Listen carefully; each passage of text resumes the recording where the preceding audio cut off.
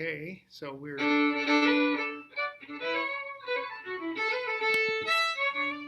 Happy birthday, dear Johan. Good morning, Ben. Good morning. So excited to have you. Glad to be here. Thanks for having me. And I enjoyed the music. Yeah. Well, it's 11:01 and we're going to start. So because people are starting to gather as usual, community church style, they sort of straggle in. But good morning, everybody. It's 11:01 and this is the Community Church of Boston. My name is Dean. I am mostly just the guitar player here, but also acting as administrator at this present moment of the church. And it's spring equinox, and we just played a little bit of Johann Sebastian Bach as played by our phenomenal fiddle violin player whose name is Rob Flax, and he's a marvelous guy and marvelous studio player. He's all over this new record that I have that came out at the end of 2019, and we were going to promote it all over the place, and then COVID put the kibosh on that. But we don't worry about that because it's springtime and we're thinking of what's coming. I want to start with a poem by E.E. Cummings, just a warning. It has the G word in it. I thank you, God, for this amazing day, for the leaping greenly spirits of trees and a blue true dream of sky, and for everything which is natural, which is infinite, which is yes. I who have died am alive again today, and this is the sun's birthday. This is the birth of life and of love and wings and of the gay, great happening, illimitably earth. How should tasting, touching, hearing, seeing, breathing any lifted from the know of all nothing, human, merely being doubt, unimaginable you? Now the ears of my ears awake, and now the eyes of my eyes are opened. E.E. Cummings. Rob and I are going to open with a song from Nicaragua. I didn't get to say good morning and hello to Ben Norton, our speaker this morning, who is joining us from Nicaragua, but we're going to get acquainted with this wonderful young journalist as the hours progress. This song has a Passover feeling to it. It's called Casa abierta. And it means open house, and it says, open house, there's a plate for you at our table, the shade of a tree for your head. Our life is an open book your life is an open book to our door. Open house. Friendship does not distinguish between cult and religion. The earth wants us to love without any limits. Casa Abierta by the late, of blessed memory, Salvador Cardenal.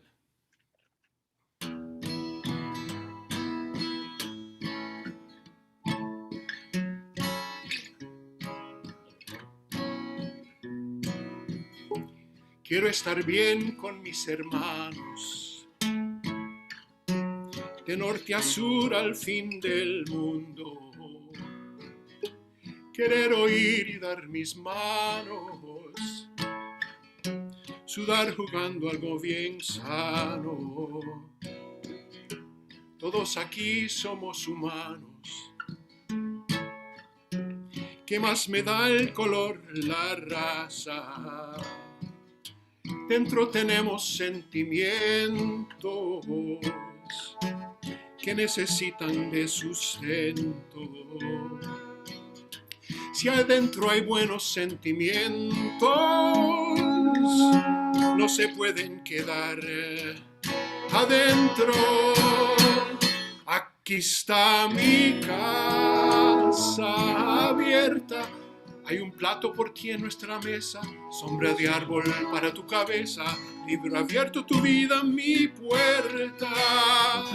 Casa abierta, la amistad no cuestiona tu credo, a la tierra le gusta que amemos, sin distingos de culto y bandera. Casa abierta, casa abierta. Casa abierta.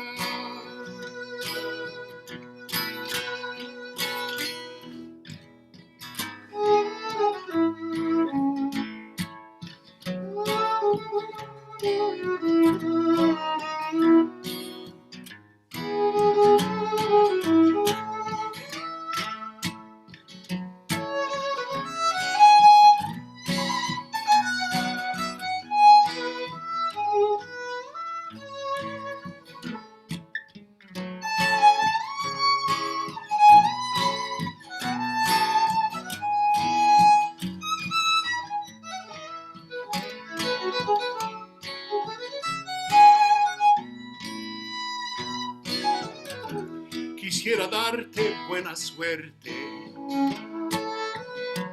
y ser tu amigo hasta la muerte. Que la distancia no me entume y la amistad no se consume. Todos aquí somos humanos. ¿Qué más me da el color, la raza? Dentro tenemos sentimientos que necesitan de sustento. Si adentro hay buenos sentimientos, no se pueden quedar adentro. Aquí está mi casa abierta, hay un plato por ti en nuestra mesa, sombra de árbol para tu cabeza, libro abierto tu vida, mi puerta. Casa abierta, la amistad no cuestiona tu credo, a la tierra le gusta que amemos sin distingos de culto y bandera. Casa abierta, hay un plato por ti en nuestra mesa. Casa abierta, sombra de árbol para tu cabeza. La amistad no cuestiona tu credo. Casa abierta, y a la tierra le gusta que amemos. Casa abierta, sin distingo de culto y bandera. Casa abierta, aquí está mi casa abierta.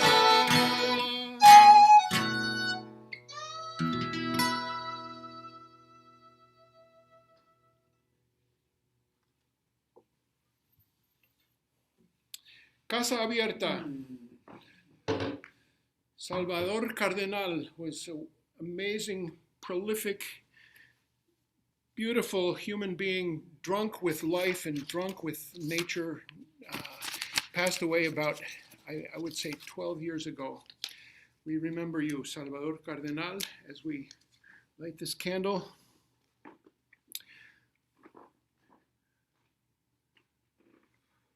We also remember 8 people, mostly of Asian descent, who were gunned down in Atlanta. Unimaginable, unheard of. We vow to get rid of the racism that made that happen and has made so many other killings happen. Like all the people on that poster that's behind me that says, say their names. Crystal Rollins Jackson, our publications manager, did that piece. It has George Floyd and Breonna Taylor at the top. We remember them. I want to call on Rob, who is with me, with his camera, to walk around the auditorium. Folks, we will be back in this auditorium. The planet promises it to you. I'm gonna just put Rob on the spotlight, and we're gonna walk around and just give you a little tour of what's going on. Whoops, that makes it a little bigger, but I need to. No. I'm such a bumbling idiot. Rob Flax, here. Replace spotlight. Yes. There we go. He's now pointing at me. We have a 2-camera setup. It's very sophisticated here. But we wanted to show you a few things that are happening. The one thing is our cassette project. We have 40 years worth of cassettes, recordings of community church speakers. We chronologize them, and we're putting them in boxes. And it's an imperfect science, but there are just some beautiful finds. We will slowly start to digitize the very best things. You know, I hold a cassette in my hand that says Cesar Chavez on it, or that says Howard Zinn, or it's just a feast of recordings of people that spoke here. You might go to our YouTube channel and see the beginning of this digitization project.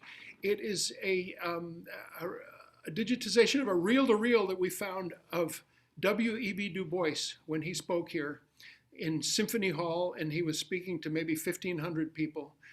That's sort of how we used to be. We're a little more modest thing right now. It's a lonely auditorium that normally fits about 50 people or 40 people on a Sunday morning. But we have this glorious history, and we're celebrating it on our 100th anniversary. I want Rob to also focus on our Sacco and Vanzetti plaque behind us there. It's a beautiful piece of bas-relief aluminum casting by Gutzon Borglum, the same guy who did the masterpiece or horrible desecration of a sacred land, Mount Rushmore. Gutzon Borglum, also famous white supremacist KKK member, but we don't know if this was just a commission or if he really felt that about Sacco and Vanzetti, who are, an important part of our first years of life 100 years ago when we took on the defense of Sacco and Vanzetti in the 20s. And then below it is the little altar that we have still to Bob Datilio, who was perhaps the foremost Sacco and Vanzetti scholar of his time. He just passed. Next to it is his ashes, which will be spread with a bunch of friends when we can get together physically and remember Bob. We had a memorial for him on Zoom, and it was a magnificent event. Michael Dukakis was one of the speakers. He was also very passionate about the Sacco and Vanzetti case. We have an anarchist flag, and we have a photograph of Tina Modotti. Will you zero in on that? That's the flag, and here's Tina Modotti. Bob Datilio's other passion was the photographer Tina Modotti, who Italian, emigrated to the United States, became a silent film star, and then moved to Mexico with Edward Weston, and had a very brief but fabulous career where she hung out and documented the Mexican muralists and the unfolding of the Mexican Revolution. And she died very young, and just remarkable career. And finally, on the theme of Latin America today, I want to take you over to our beloved, cherished poster by Yosh Sanborn Matsu. Yosh Sanborn Matsu, an alumnus, so to speak, of the Japanese internment camps, who after that time moved to Massachusetts and became a art professor, and painted very political, very beautiful art. Yosh was the mover and shaker behind something that happened in this auditorium for about 10 years. It was called the Gallery for Social Political Art. And we had 2 or 3 exhibitions every year of political artwork. And this is the piece, along with the one next to it, that's a Vietnam piece that Yosh left us. Yosh Sanborn Matsu, presente, we say. And we hope that we can revive that use of this space as a gallery space. So thank you, Rob. This is the part where we do, I forgot to talk about that. This is my egg collection on the subject of spring. I brought some eggs in. A few of them are from Boomerangs, my favorite thrift store in Jamaica Plain. A few of them are rocks from a beach in Maine where we go, and this beach has somehow a proclivity to create egg-shaped rocks because there's hundreds of them. Some of those rocks on that display are made out of wood, and some are made out of ceramic, and some are stone. And 2 of them are salt and pepper shaker. So there. Fertility, fecundity, spring, yes. I want to mention that we started today with the music of Johann Sebastian Bach, whose birthday it is today. Happy birthday, Johann. And I want to talk about another Bach. His name is John Bach, and he will be our speaker next week. Wonderful friend of mine of a long time and incredible activist who spent a bunch of time in federal prison for some of his activist mischief in the late 60s. John holds forth mostly at the Cambridge Friends meeting, but he will be with us next Sunday with a musician who's named Joyce Katzberg from Providence, Rhode Island. We just really look forward to celebrating the other Bach. So the next thing I want to say is just a couple more announcements. One is that this Friday is Good Friday, and we have a phenomenal thing, as usual, with Louis Randa of the Peace Abbey, who's behind this. It's short notice, but it's going to be a fabulous thing. It is a huge monument that Louis had for the victims of the pandemic. It has been at the Swedenborgian Church over in Cambridge, across from Sanders Theater, for a long time. And around Red Sox opening day, they're going to wheel it, pull it by human power on this contraption device that they have over to Fenway Park, where it'll be on opening day.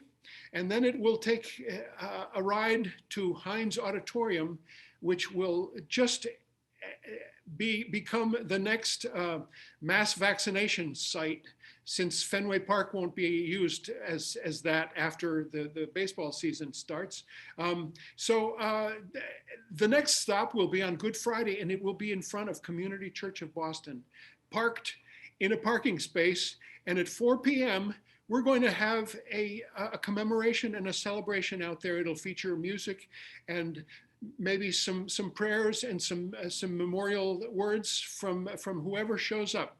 We don't know who's going to show up, but it's just a beautiful thing that Louis Randa want to do. Previously, he took that same contraption with a huge monument to the civilian casualties of wars, and they walked it all the way to Arlington National Cemetery, where the powers that be would not accept it, and they had it transported back to Boston.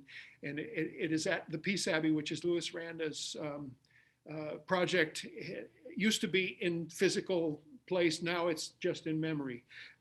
So that's Friday at 4 p.m.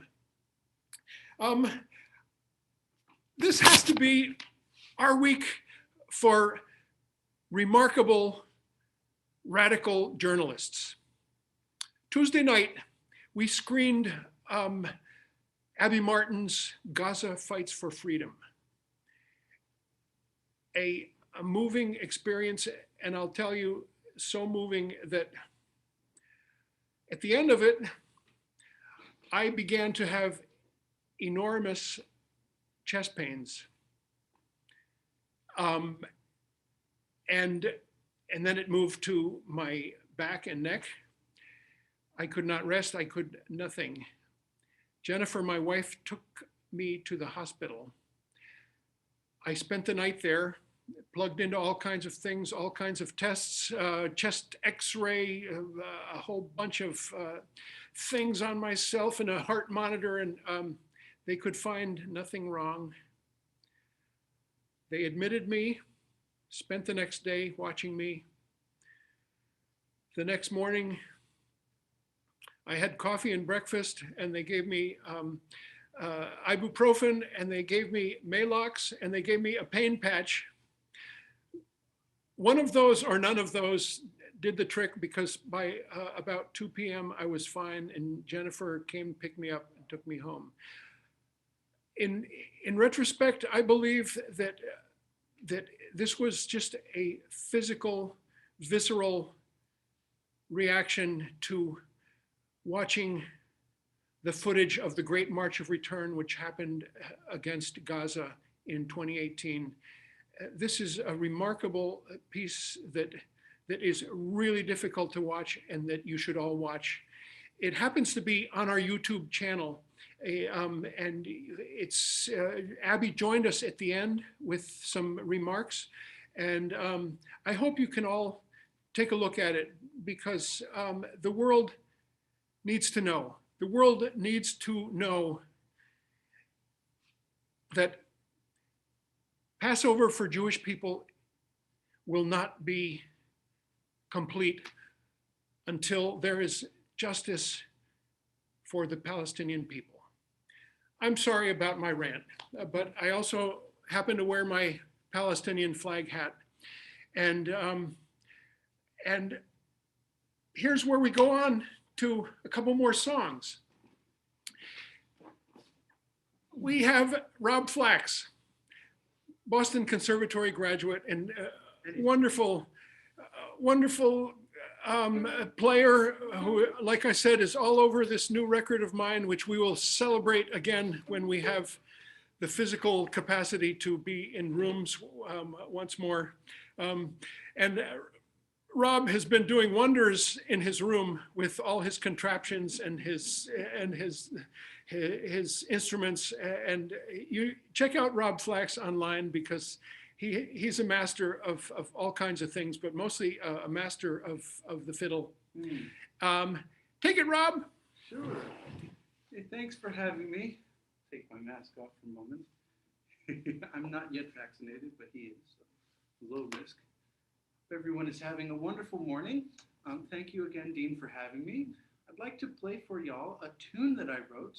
I don't know how many of you enjoy mathematics, but I also got a degree in that back in 2010. It turned out it's kind of useful still. I wrote a tune called The Fractal Hornpipe. This is literally a fractal. Dean is shaking his head because I haven't yet gotten through to him why that's interesting. But long time ago, when I was taking math, I didn't hear about no fractals. Yeah, no. That's a new thing. So tell us, Rob, what is a fractal? A fractal is a recursive function. It's something that you take the output and you put it back into the input, and you do it over and over and over again. The reason people like them is because they make trippy psychedelic pictures of their graphs that are self-similar. When you zoom all the way in, it looks the same as when you were zoomed all the way out, and you can zoom in infinitely far. So my tune is a fractal in the sense that the very first measure generates the rest of the melody.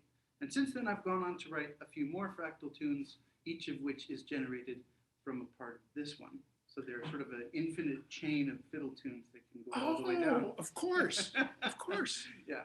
I get it. If you would like to figure out the rest of it, or at least enjoy me attempting to explain it, you're invited to check out my YouTube channel, where I have a whole video on it. But for now, I get the great pleasure of playing it for you, and Dean is going to hang along on guitar. So here goes our version of the Fractal Hornpipe.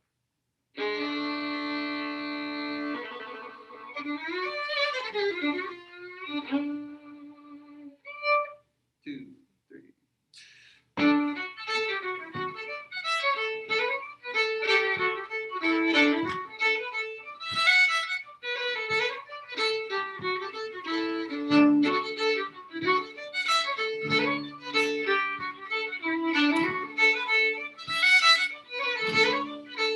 To the beat.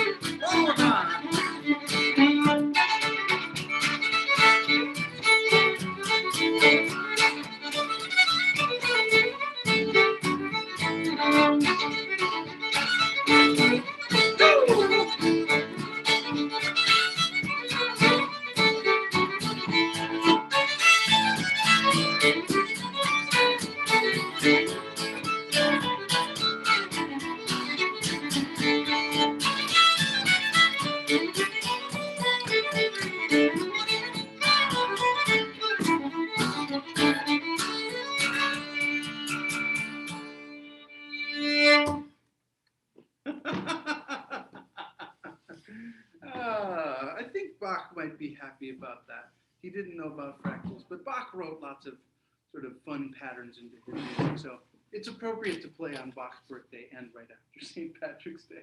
Thanks so much, everybody. So, Rob, keep talking while I get my act together and show this next piece. All right. I have one thing to say. Yes. My birthday is coming up April 3rd, which is 1 week from Saturday. So it's almost just under 2 weeks away. And I will be making a big, exciting announcement on my YouTube channel. It's related to music. And I can't say anything else yet. It's really exciting. I've been building this thing for almost 10 years now, and I'm really excited. So please do mark your calendars, subscribe to my YouTube channel, or find a way to connect. You can find me on all the other social media platforms. I'll be shouting about it from everywhere, but not until April 3rd. So it's a surprise that I can't share yet. I'm really excited. It's almost ready. I'm holding my breath, Rob, and I'm turning blue. Folks, the second song is something I usually wouldn't do, but I'm gonna show you a recording of it, and there's a very special reason for my showing you a recording of it. I have a bunch of songs on YouTube. Most of them have 50 views, or there's a couple of them that have 1,000 views, but there's one that has 279,000 views, and it's related to this morning's topic. One of Ben's items in his title is Liberation Theology. And I was deeply moved in the 80s by my experience in Nicaragua and my experience meeting and listening to the songwriters that, in my view, made the Sandinista revolution happened. And one of them wrote this piece that's called the Misa Campesina Nicaragüense. And the opening piece is the one we're going to hear. It says, you are the God of the poor, the God human and simple, the God who sweats in the street, the God with the suntanned face. That's why I talk to you the same way that my people talk to you, because you are the God who labors with us. You are the workers' Christ. I happen to have recorded that song with my friends Solicanto, who were here last week, and with Willie Sordillo, who's a sax player, and somehow a guy named Kiko, who mostly puts up Catholic stuff on his channel, and everything on the channel has 100 views, except this one, which he put up, which is a montage of photographs on top of Vos sos el Dios de los pobres, which means you are the God of the poor. And it's in the vos, which is, Ben probably knows more about this than I do, but it's a tense like usted and tú, but it's even more familiar and colloquial because it is only used in 2 or 3 countries very much. So here's Vos sos el Dios de los pobres. And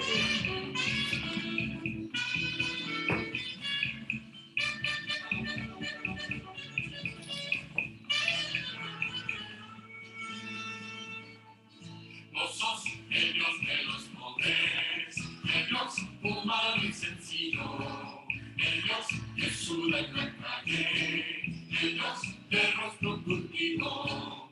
Por eso es que te hablo yo, así como hablan mis pueblos, porque sos el Dios obrero, el Cristo clavado. Móvale la mano con mi gente, luchas en el campo y la ciudad.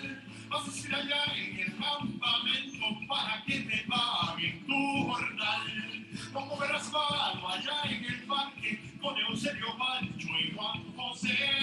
Hasta protestas por el sirope cuando no te dejan mucha miel.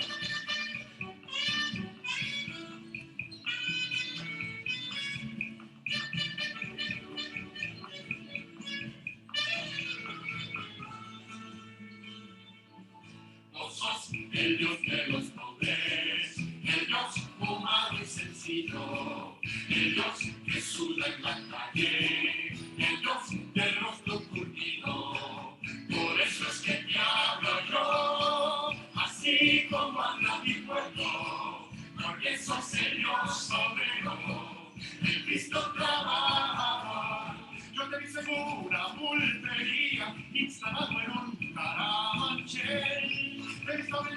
cuando lo quería, sin que te avergüence ese papel. Yo te quise las gasolineras, chequeando las llantas de un camión, acomodando carreteras con guantes de cuero y overol.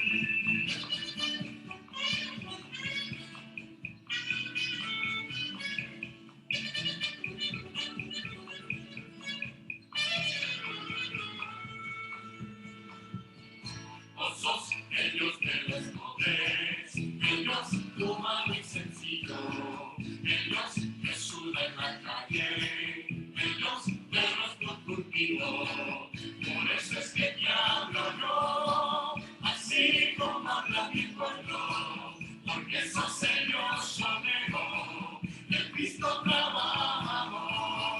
Por eso es que te hablo yo, así como habla mi pueblo, porque sos el Dios obrero, el Cristo trabajador.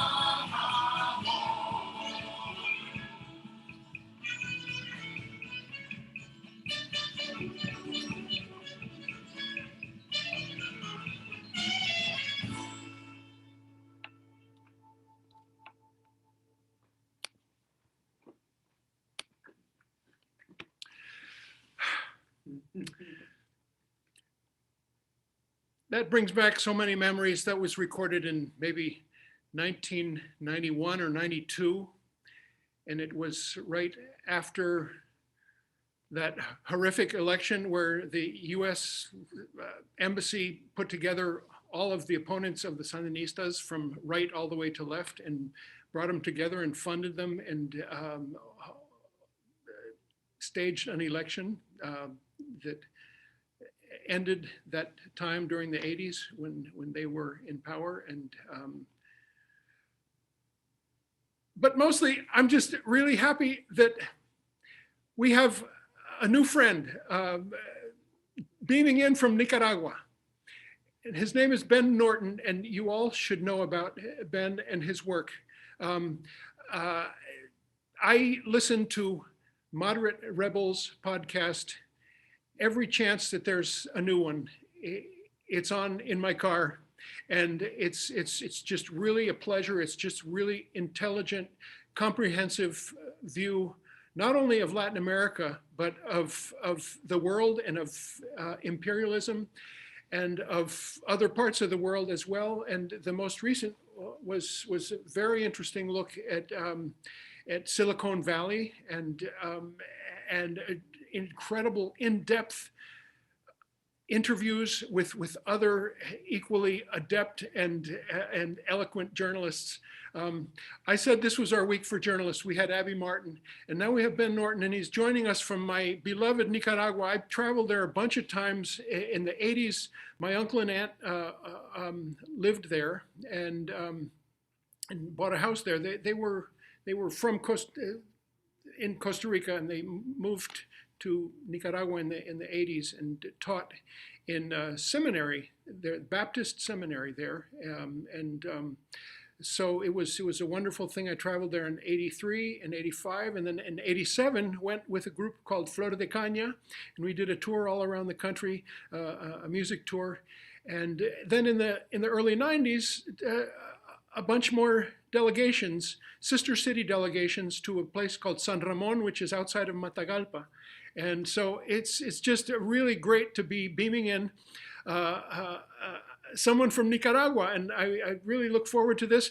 It just so happens that 2 years ago we beamed in Brian Wilson from Granada, Nicaragua, and we gave him our annual Sacco and Vanzetti Award. So it's not the first time. He was just on the phone, and we have you on Zoom. So I want everybody to give your hands up to Ben Norton, and thank you so much for joining us this morning. It's just really an honor and a pleasure. No, the pleasure's mine. Thanks a lot. I'm glad to be here, and especially, among people like Brian Wilson, who is an incredible activist. And if anyone here doesn't know who Brian is, I would highly recommend looking into him. This is an incredible activist who literally put his body on the line, and the U.S. government ran a train over him when he was protesting the U.S. sending weapons to the Contra death squads in Nicaragua in the 1980s. and he permanently lost his legs. And Brian's a friend of mine, and so it's always a pleasure to be associated with people who know Brian as well.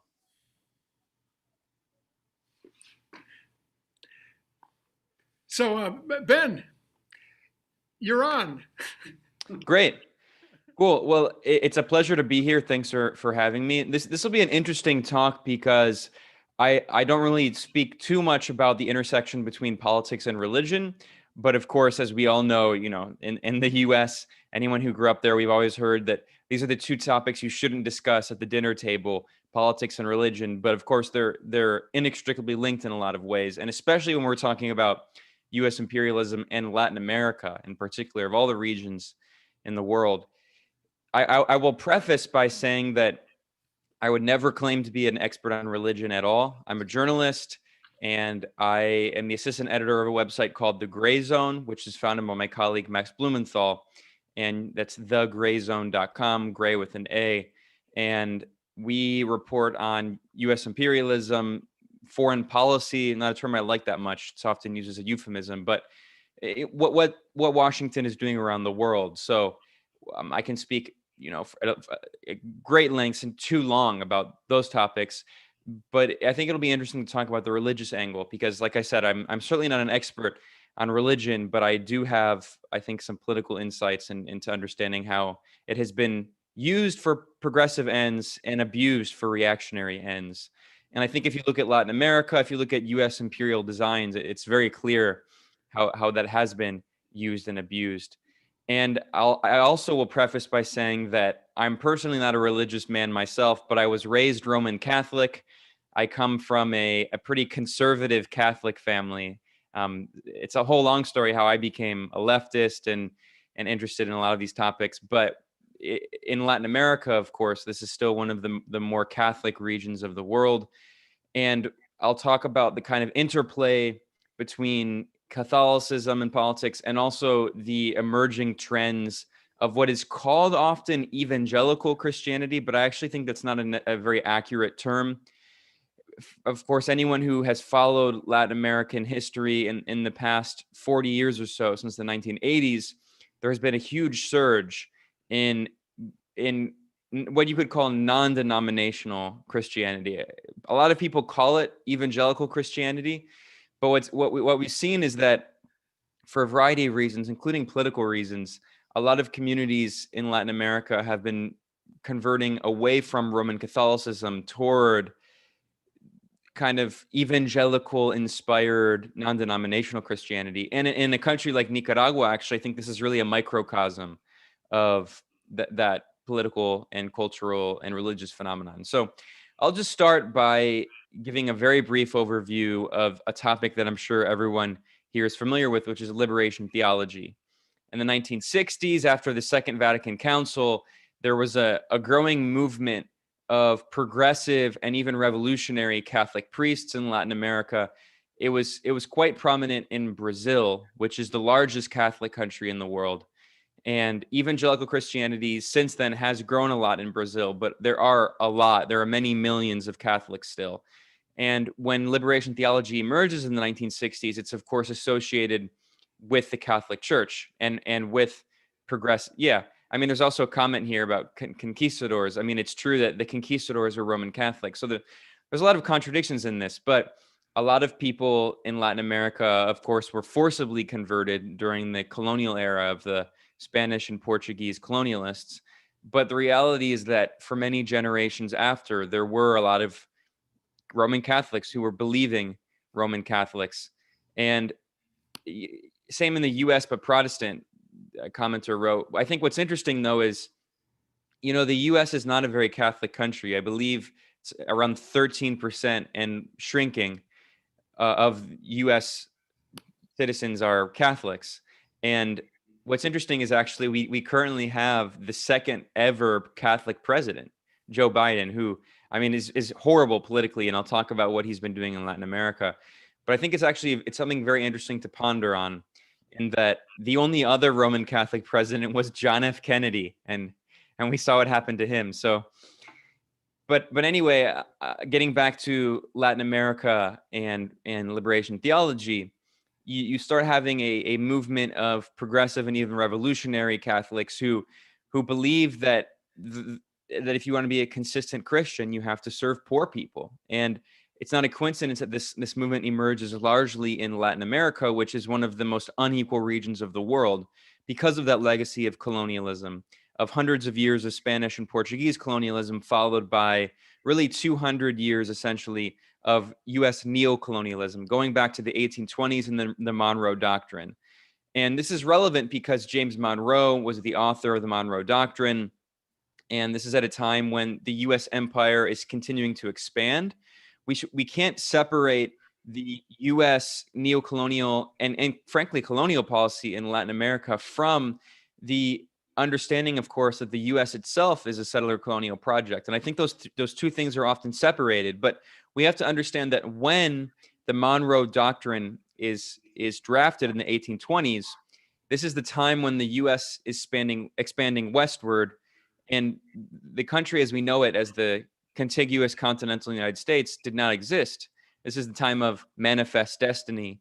So while the U.S. is expanding westward and colonizing indigenous land, it's also expanding its political power southward. And we see conflict between the United States and the Spanish and Portuguese empires.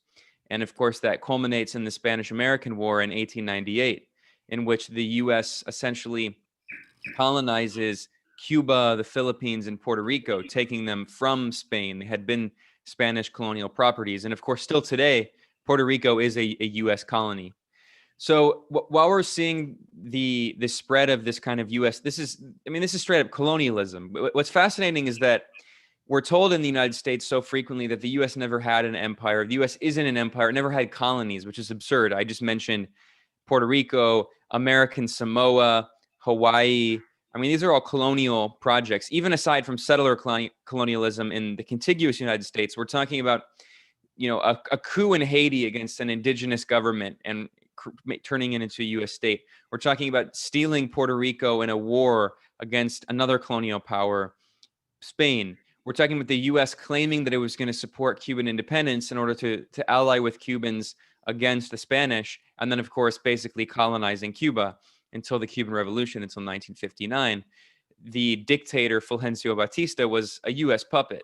And I would recommend, just revisiting, speaking of Catholic culture, going back to one of the great Catholic filmmakers in the United States, Francis Ford Coppola, and Godfather Part 2, and that iconic scene in which the mafiosos who were working with the Batista regime and who have a meeting with the Batista regime and are given control over different aspects of the Cuban economy. And then after their meeting, they celebrate their success in economically carving up Cuba by cutting up a cake that is the shape of Cuba and then feeding each other the country. So, I mean, we have to understand that was a period of colonialism when the U.S. has a series not only of military incursions, as we've seen in the decades since, but also the U.S. military was physically occupying many of these countries. And in the case of Nicaragua, Nicaragua here was militarily occupied by the U.S. military from 1909 until the 1930s. And that is, of course, what gives rise to Augusto Sandino and his Army for the Defense of National Sovereignty, as he called it, which was an anti-colonial army. So when we talk about the colonial period in Europe, the British Empire, the French Empire, when does that end? It ends with World War II and the collapse of the old European empires, and also the decolonial era, the 1950s, 60s, and 70s national liberation struggles, the Algerian War of Independence, Congolese independence against Belgian colonialism. So the U.S. similarly had a process in Latin America going back to the 1820s, and we've actually seen, we saw the Donald Trump administration invoke the Monroe Doctrine. We saw multiple members of his government, including the former National Security Advisor, John Bolton, a hardcore neoconservative war hawk, including Mike Pompeo. So, I mean, that kind of neo-colonial mentality is still very deep, and it's bipartisan. The difference now is that the Biden administration, they're smart enough to know not to invoke the Monroe Doctrine, but they still, for instance, have claimed that Nicaragua is a dictatorship, as the former, in scare quotes, CIA agent turned State Department spokesperson under Biden, Ned Price, said, and thus far, the only Biden administration comment on Nicaragua. We also saw just this week, today is the 21st of March, we saw that the commander of U.S. Southern Command, which is the branch of the military that oversees Latin America, I mean, a viciously imperialistic branch of the U.S. military, we saw that the commander, Admiral Craig Fowler, he just gave a speech in which he said that Nicaragua is a, quote, malign actor, and that the U.S. is working on countering Nicaragua. So this brings us back to liberation theology. And I think just briefly here, I mean, I could spend hours talking about all of this, but I'll try to keep it brief. I think we have to understand the rise of liberation theology as parallel with the rise of left-wing movements in Latin America, because, you know, this is at the peak of the Cold War when it emerges in the 1960s, and there are profound changes going on politically around the world. There are changes going on inside the Catholic Church with the Second Vatican Council. There are changes going on with the beginning of the spread of Protestantism in Latin America, which to that point had barely existed.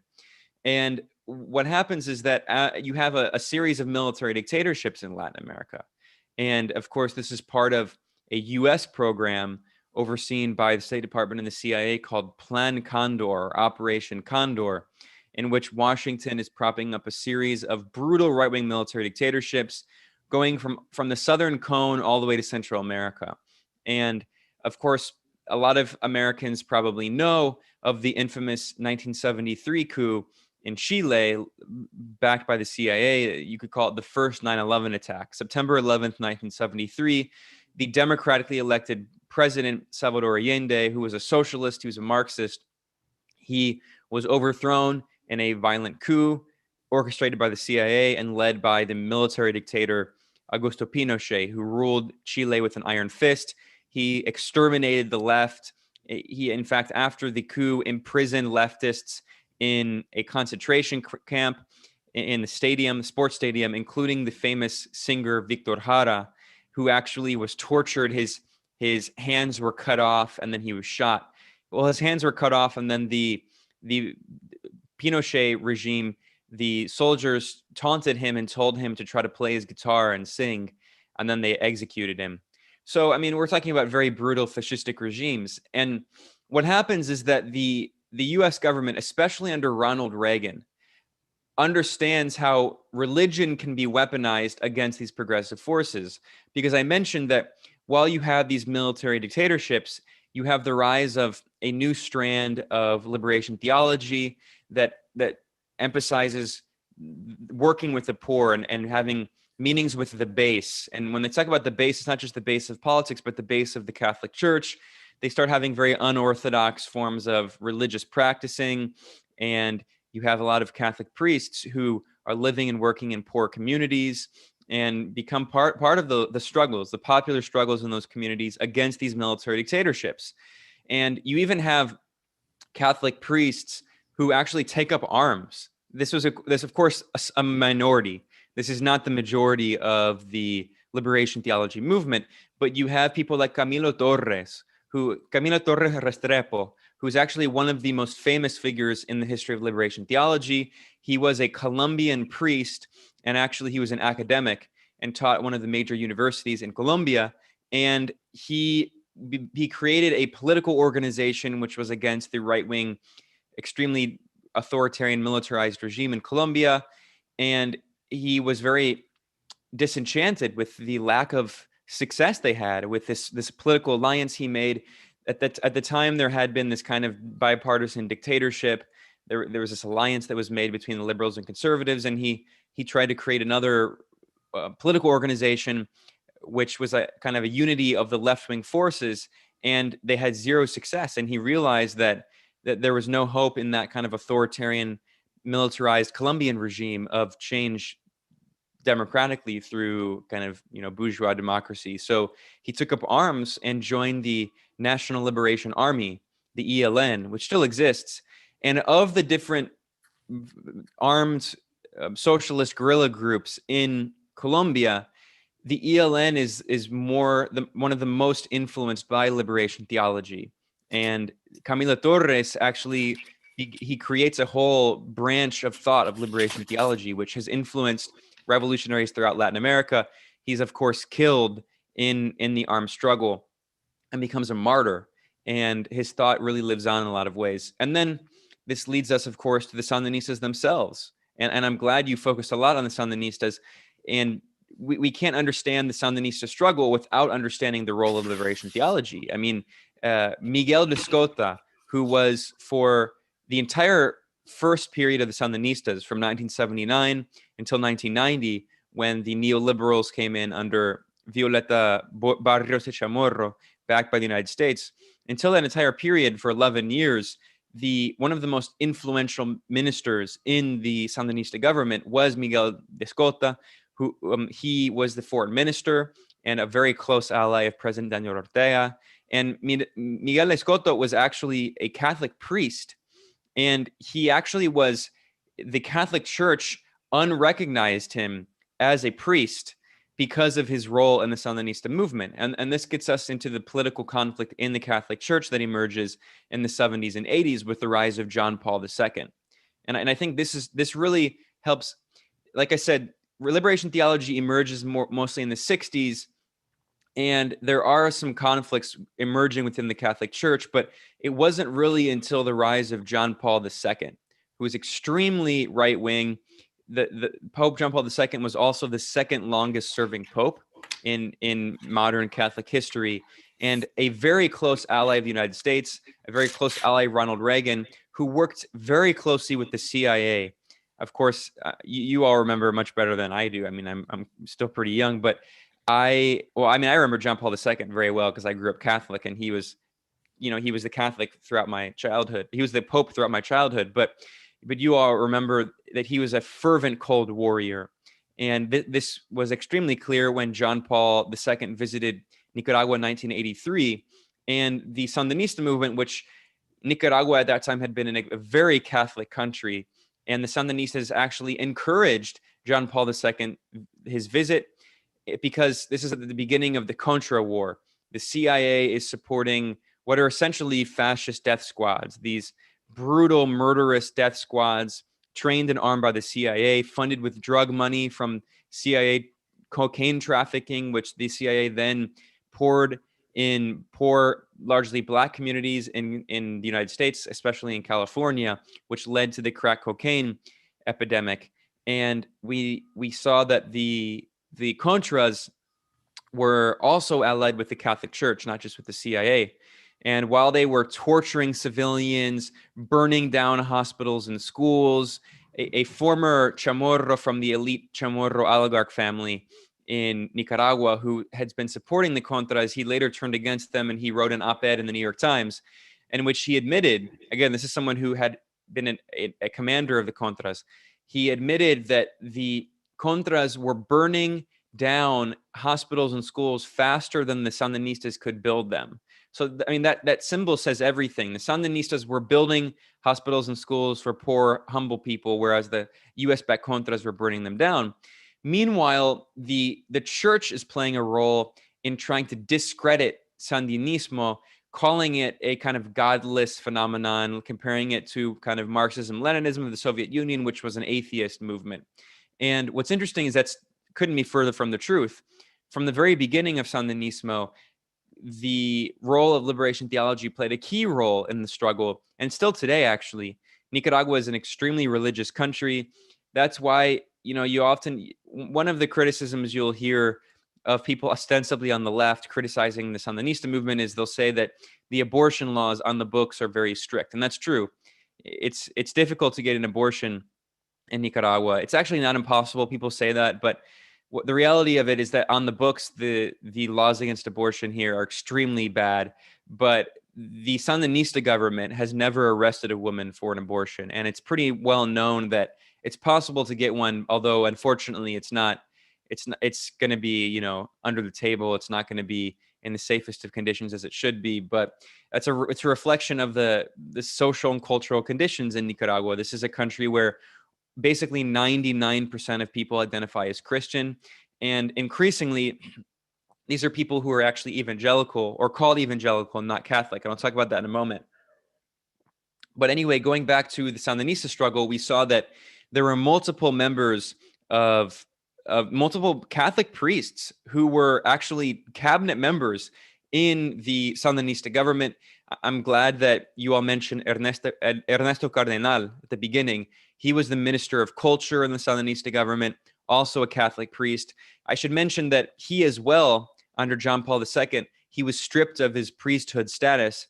And it wasn't until Pope Francis, now the current Pope, who's more progressive, that Descoto and Cardenal were recognized once again as priests according to the Catholic Church. So anyway, briefly here, I want to bring up one of the most interesting resources for anyone who's interested in this topic. This is a brilliant article that was actually published in 1983 after John Paul II took his trip to Nicaragua. I mentioned that the Sandinista government was very hopeful because they thought that Pope John Paul II would encourage peace and unity, because this is the beginning of the Contra War and it was a very violent time. And actually, he did the exact opposite. Pope John Paul II delivered Mass in the capital Managua and delivered Mass in León. And in both cases, he harshly criticized the government. He criticized the Catholic priests in the government, saying that they couldn't be priests and be politicians. He also expressed support basically for the Contras by claiming that the Sandinistas were, because they were allied with the Soviet Union, were part of this godless communist plot. And John Paul II, we now know, because of all this information, was working closely with the CIA and the Ronald Reagan administration. So I would highly recommend anyone who is interested in exploring this further. One of the best resources on this is a very long article that was published in Mother Jones in 1983 by Martin A. Lee. Martin A. Lee is a great journalist who's one of the co-founders, actually, of Fairness and Accuracy in Reporting, FAIR. And this article, back when Mother Jones was still a pretty radical publication, or at least a left-leaning publication, it's moved pretty hard to the right now and represents the kind of mainstream neoliberal democratic leadership. But this article is really interesting. It has a lot of history looking into the collaboration between the Catholic Church and the CIA and the U.S. government in order to crush liberation theology. I should also mention really briefly that in order to understand this internal conflict within the Catholic Church, we have to understand the role of Catholic churches in different countries. So the Catholic Church, when liberation theology emerges in Brazil largely, the Catholic Church in Brazil was one of the more progressive wings of the Catholic Church. Meanwhile, here in Nicaragua, the Catholic Church is extremely right-wing. And I'll talk about that. There was a violent 2018 coup attempt here against the Sandinista government, which came back into power. The Sandinistas lost power from 1990 until 2007 in the neoliberal era, and they came back through democratic elections. They reformed in some ways. They're no longer as revolutionary as they were, but they're still a progressive, social democratic, socialist-leaning government, and have done a lot of great things for poor and working people. And they came back in 2007, still strongly using this kind of liberation theology ideology. But anyway, getting back to this article, I'm just going to read a few parts of this article because it's very instructive. So this article is called "There Will Be Done." And it talks about how in 1944, toward the end of the Second World War, Wild Bill Donovan, who, if anyone's heard his name, this is one of the ideological architects of the Cold War and the father of the CIA. He helped create the OSS, which was the predecessor to the CIA, and oversaw it. He was also a staunch Catholic. And in fact, a lot of the CIA leadership in the early years of the Cold War were Catholics. And Bill Casey, who was CIA director in the 1980s, overseeing a lot and working closely with John Paul II, he himself was also Catholic. And they were motivated not just by political reasons, but also in part by religion. And so in 1944, when Wild Bill Donovan, the CIA godfather, meets with the Pope, he's inducted into what's called the Golden Militia, which is one of the highest honors you can get from a Pope in the Catholic Church. And this article points out that there can be no doubt that Wild Bill Donovan earned his knighthood in the Catholic Church by virtue of the services he rendered to the Catholic hierarchy in World War II, during which he served as chief of the Office of Strategic Services, the OSS, the predecessor to the CIA. In 1941, the year before the OSS was officially constituted, Bill Donovan forged a close alliance with Father Felix Morlean, father of the European Catholic Intelligence Service known as Prodeo. When the Germans overran Western Europe, Donovan helped Morlean move his base of operations from Lisbon in Portugal to New York. From then on, Prodeo was financed by Donovan, that is to say, by the OSS, by the US government. And when the Allies liberated Rome in 1944, Morleone reestablished his spy network in the Vatican. From there, he helped the OSS and therefore the CIA obtain confidential reports provided from the Catholic Church around the world, which included information about strategic bombing targets during the war. So we see the beginning of the origins of this alliance between the Catholic Church, which, by the way, as I'll explain here, the Catholic Church has its own vast political and diplomatic corpus. So Pope Pius's decoration of Wild Bill Donovan marked the beginning of a long-standing, intimate relationship between the Vatican and U.S. intelligence that continues to this present day. For centuries, the Vatican has been a prime target of foreign espionage, one of the world's greatest repositories of raw intelligence. It's a spy's goldmine.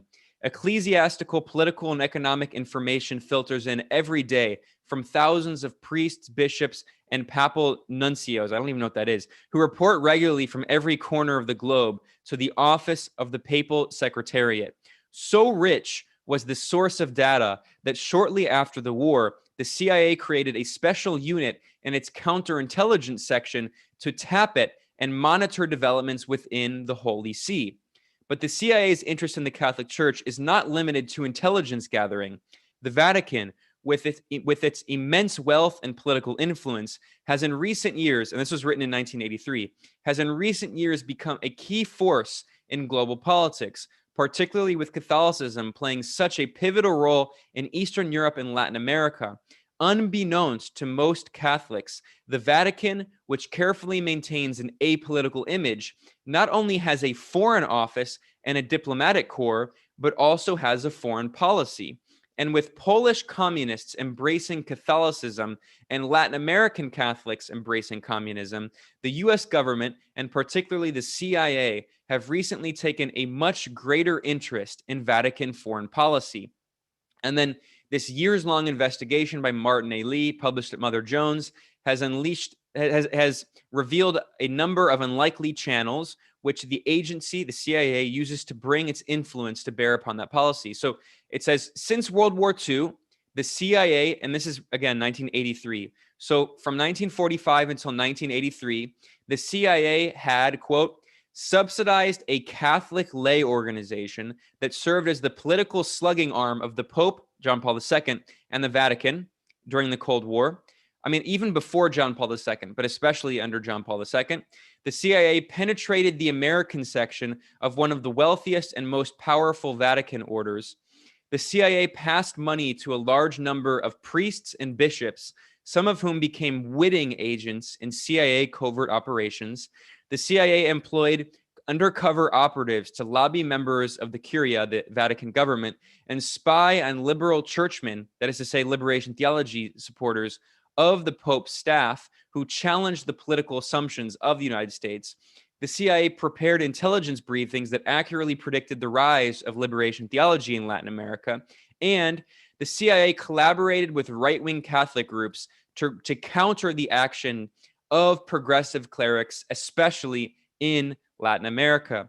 It was in the last regard that the CIA supported factions within the Catholic Church that were instrumental in promoting and electing the current Pope, John Paul II, whose Polish nationalism and anti-communist credentials, they thought, would be the perfect vehicle for U.S. foreign policy. John Paul II's recent trip to Nicaragua could not have been matched by any Americans for the contribution it made to President Reagan's Central American initiative. And hopes are high in Washington that the Pope's forthcoming trip to Poland where 90% of people are Catholic, will re-spark the anti-Soviet uprising so vital to Reagan's plans for Eastern Europe.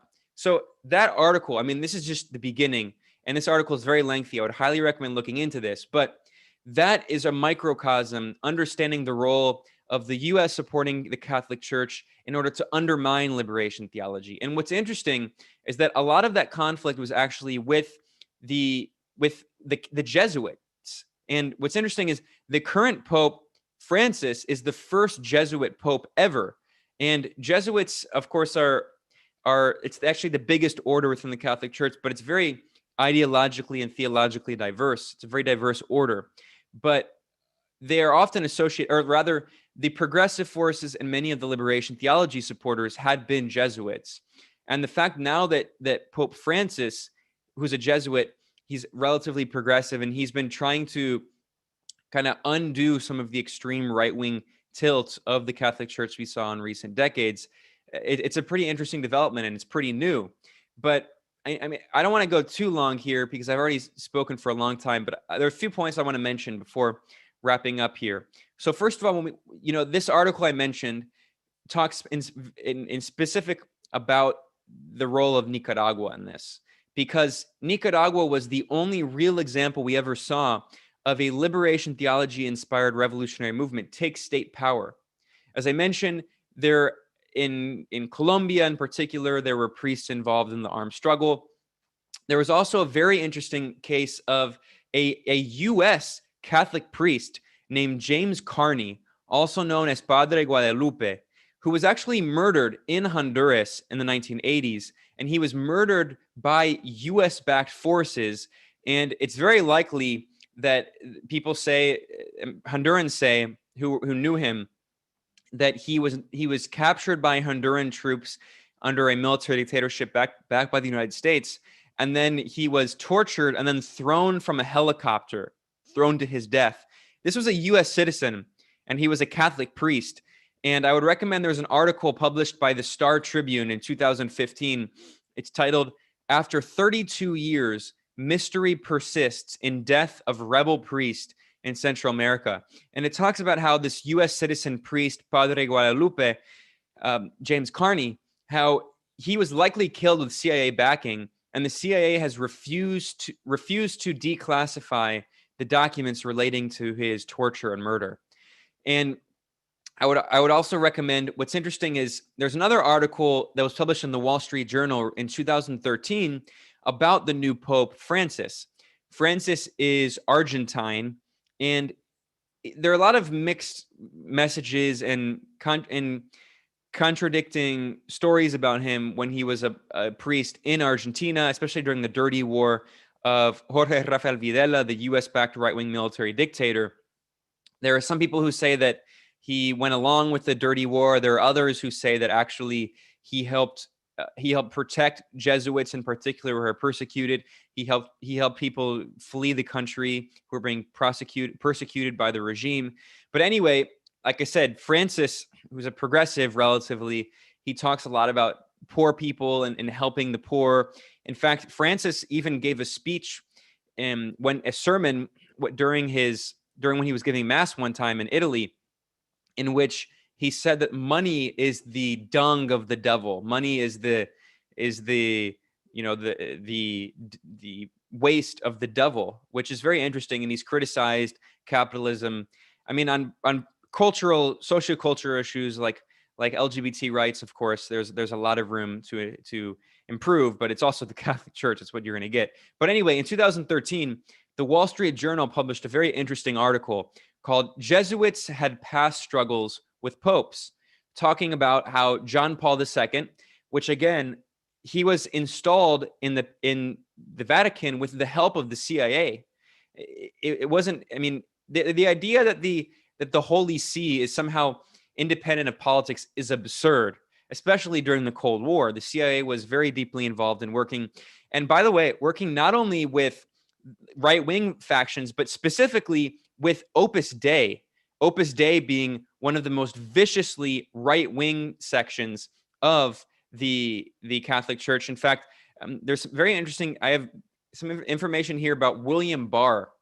William Barr, of course, was Donald Trump's attorney general, the head of the Justice Department. But what's not that well known about Bill Barr is that Bill Barr, who was also part of Opus Dei, an extreme right-wing Catholic, and who actually was the head, the director of an Opus Dei think tank in Washington, D.C. But Bill Barr comes from a CIA family. His dad worked with intelligence, and Bill Barr worked from the CIA from 1973 until 1977. That is just the information that's publicly known. That was published in a professional bio of Bill Barr before he became Attorney General. So we know at the very least that he was an employee of the CIA for at least 5 years, probably longer. And I should mention that in the 1970s, when Bill Barr was working at the CIA, George H.W. Bush was the head of the CIA, who of course became president. And when George H.W. Bush became president, Bill Barr became his attorney general. And under Pinochet, the CIA supported and actually funded Opus Dei groups, because the Opus Dei extremely right-wing Catholic groups were competing against the more progressive Jesuits. And there was an internal war, a civil war in the Catholic Church, fueled by the CIA, fueled by the U.S. government, supporting the most extreme right-wing factions of the Catholic Church, which would be Opus Dei, among others. So anyway, in this 2013 Wall Street Journal article, it's very interesting. They say, quote, in some parts of the region, they're talking about Latin America, some Jesuits took up arms on the side of leftist guerrillas. In places like El Salvador, racked by the bloody civil war, they were seen by the local establishment as the enemy. Of course, this is the Wall Street Journal. When they say local establishment, they mean the U.S.-backed, brutal military dictatorship regime of Arena, which is massacring civilians, torturing people. In fact, there was a lovable, cozy death squad leader who was known as Blowtorch Bob. And he was known as Blowtorch Bob because, in alliance with the CIA, his favorite tactic for torturing people was using a blowtorch and torching them to death. And of course, in El Salvador, I would be remiss if I didn't mention the role of the CIA in supporting the death squads that murdered one of the most high-profile liberation theology supporters in history, Oscar Romero, who was the Archbishop. And we're talking about a very high-ranking member of the Catholic Church in El Salvador. He was murdered in 1980 while he was delivering mass, and he was murdered by U.S.-backed death squads, CIA-backed death squads, and he was later beatified. He's now actually a saint recognized by the Catholic Church. But Oscar Romero, his death at the hands of the U.S. is well known, but there were other deaths. So, for instance, the Wall Street Journal article points out, for instance, 6 Jesuits, including the rector of the Catholic University of El Salvador, and 2 housemaids were massacred by Salvadorian troops in one of the worst atrocities of the Salvadorian Civil War in 1989. And then this Wall Street Journal article goes on.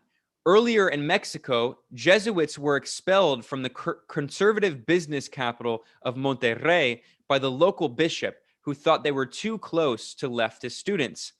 In Mexico, at the time they point out, the Jesuits closed down their leading school in the capital to devote their energies to teaching the poor. So what we essentially have been seeing is a kind of low-intensity civil war inside the Catholic Church, with the U.S. and the CIA funding and arming and supporting the right-wing factions, the Opus Dei faction, against progressive Jesuit factions. And interestingly, since 2013, for the first time in many years, actually for the first time ever, a Jesuit is the head of the Catholic Church and has been doing some reforms. But finally, I'll end on a few more notes here, because I think I've gone over my time, but a few more notes. We should also understand the rise of evangelical Christianity as part of a U.S.-backed counterinsurgency campaign. I mentioned that liberation theology had its origins among progressive Catholics, especially Jesuits. So the Ronald Reagan administration, while it's working with Pope John Paul II to support the anti-communist forces in Eastern Europe, which leads to the so-called color revolutions and the overthrow of the People's Republic of Poland, the communist government there. And we know that the role of solidarity which was a labor union backed by the CIA, funded by the CIA, funded by the United States, and how Pope John Paul II used Catholicism to help destabilize the governments there. In Latin America, the Ronald Reagan administration, which has this new conservative coalition bringing in the Catholic right, they start tapping into evangelical Christianity, which is growing. And of course, Reagan himself was a Protestant, so there's elements of political influence, but also just personal ideology. And what happens is that the U.S. begins looking for evangelical figures to lead military dictatorships. So one of the most brutal evangelical leaders at the time under Reagan was Efrain Rios Montt, who was a Guatemalan military dictator. And during the Guatemalan Civil War, in which, according to a United Nations-backed peace commission, they found that the Marxist-led guerrillas were responsible for only around 6% of civilian casualties, which were accidents. They found that the U.S.-backed military dictatorship in Guatemala was responsible for over 90% of civilian casualties, because under Efrain Rios Montt, he waged a genocidal extermination campaign, not only targeting the socialist guerrillas and campesinos who were sympathetic, but actually the Maya community, the indigenous, because Rios Montt was an extremist fundamentalist evangelical who was actually, ironically, what's pretty interesting, he was close friends, personal friends with Jerry Falwell and Pat Robertson, the televangelists. And he was a friend of Ronald Reagan. And the Rios Montt regime had a slogan. They had a campaign that was called Guns and Beans, Frijoles y Fusiles. And they told people, this is an exact quote from the US-backed Guatemalan military dictatorship, quote, "If you are with us, we will feed you. If not, we will kill you." That was the slogan of the US-backed military dictatorship, which got many millions and millions and millions of dollars of funding from the Ronald Reagan administration, which was actually, Rios Montt was convicted and charged with genocide against the Maya community. Also, I should mention that it wasn't just the United States, but it was also Israel that supported the Rios Montt government, the regime. And Israel, of course, also played a role in supporting the Contras in Nicaragua. The Sandinistas strongly supported Palestinian liberation and the Palestinian struggle and the PFLP and the struggle of the PLO. But also there's the role of evangelical Christianity, which the Ronald Reagan administration begins supporting missionaries. And because, of course, what happens is that a lot of these governments, in the progressive governments in Latin America and other parts of the world, they recognize that these so-called NGOs and aid organizations they don't care about poor people. They're actually, they're political fronts for U.S. intelligence. So they kick them out. So then the U.S. starts weaponizing religion and saying, you can't kick out our missionaries because they're apolitical. And they're not there, even though, of course, some of these missionaries, certainly not all of them, and not the majority, but some of them were working with U.S. intelligence. And they're helping to spread a kind of distorted right-wing version of Christianity. And finally, this will lead to my last comment here about, so during the Contra War, the U.S., the CIA creates something that's known affectionately as the Murder Manual. That's actually what it was called, the Murder Manual. And in the CIA's Murder Manual, which was declassified, it's been published by WikiLeaks, the Ronald Reagan administration referred to the Contra-Terror War in Nicaragua as a, quote, Christian and democratic crusade. A crusade. That's the official CIA Murder Manual, published by the CIA in Spanish and English to train the Contras. So anyway, this leads us to what's going on today in Nicaragua. The Sandinista government came back in 2007, and the Sandinistas, they created this thing called the National Unity and Reconciliation Government. They understood that in the 1980s, they were unable to govern because of the U.S. terror war, because of the U.S. blockade of the country.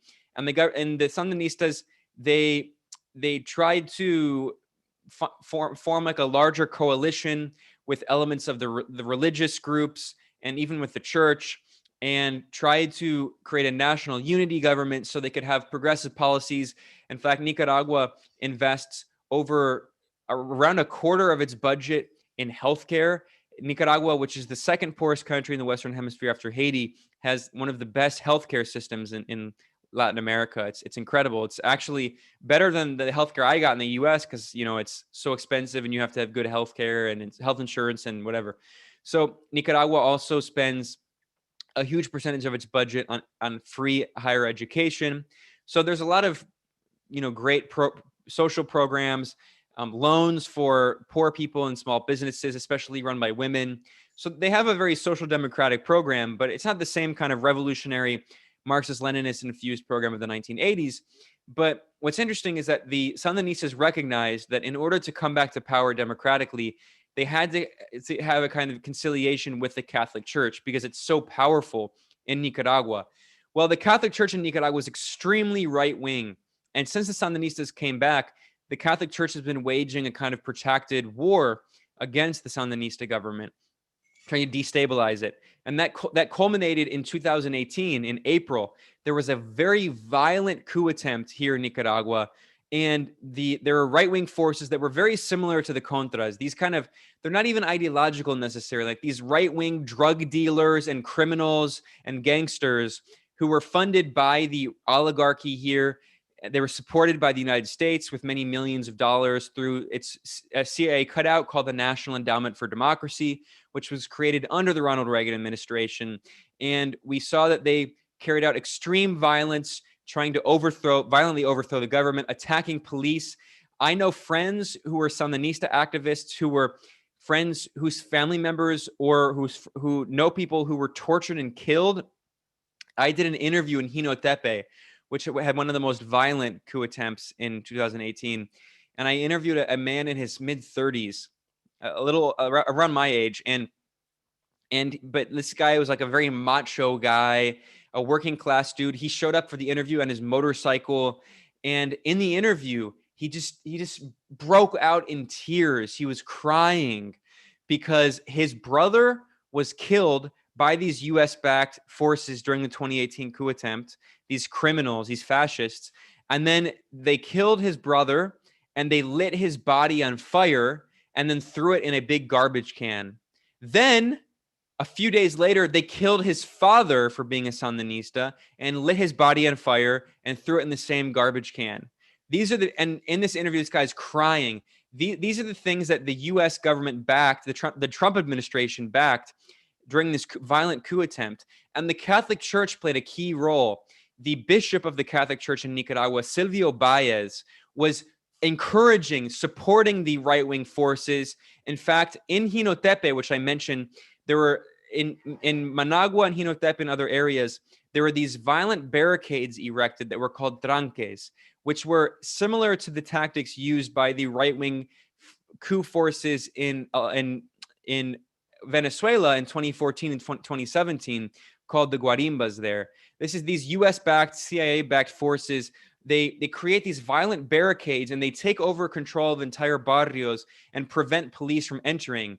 And it's a form of like low intensity civil war, counterinsurgency operations that the CIA has been using for many years.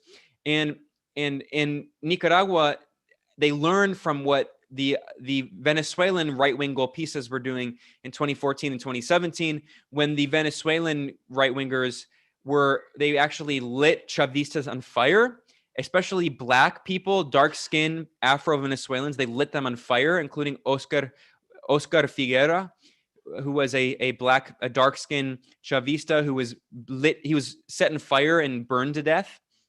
And there's photos of him running in the streets on fire with these racist, fascist golpistas backed by the United States. In 2018, they did something very similar.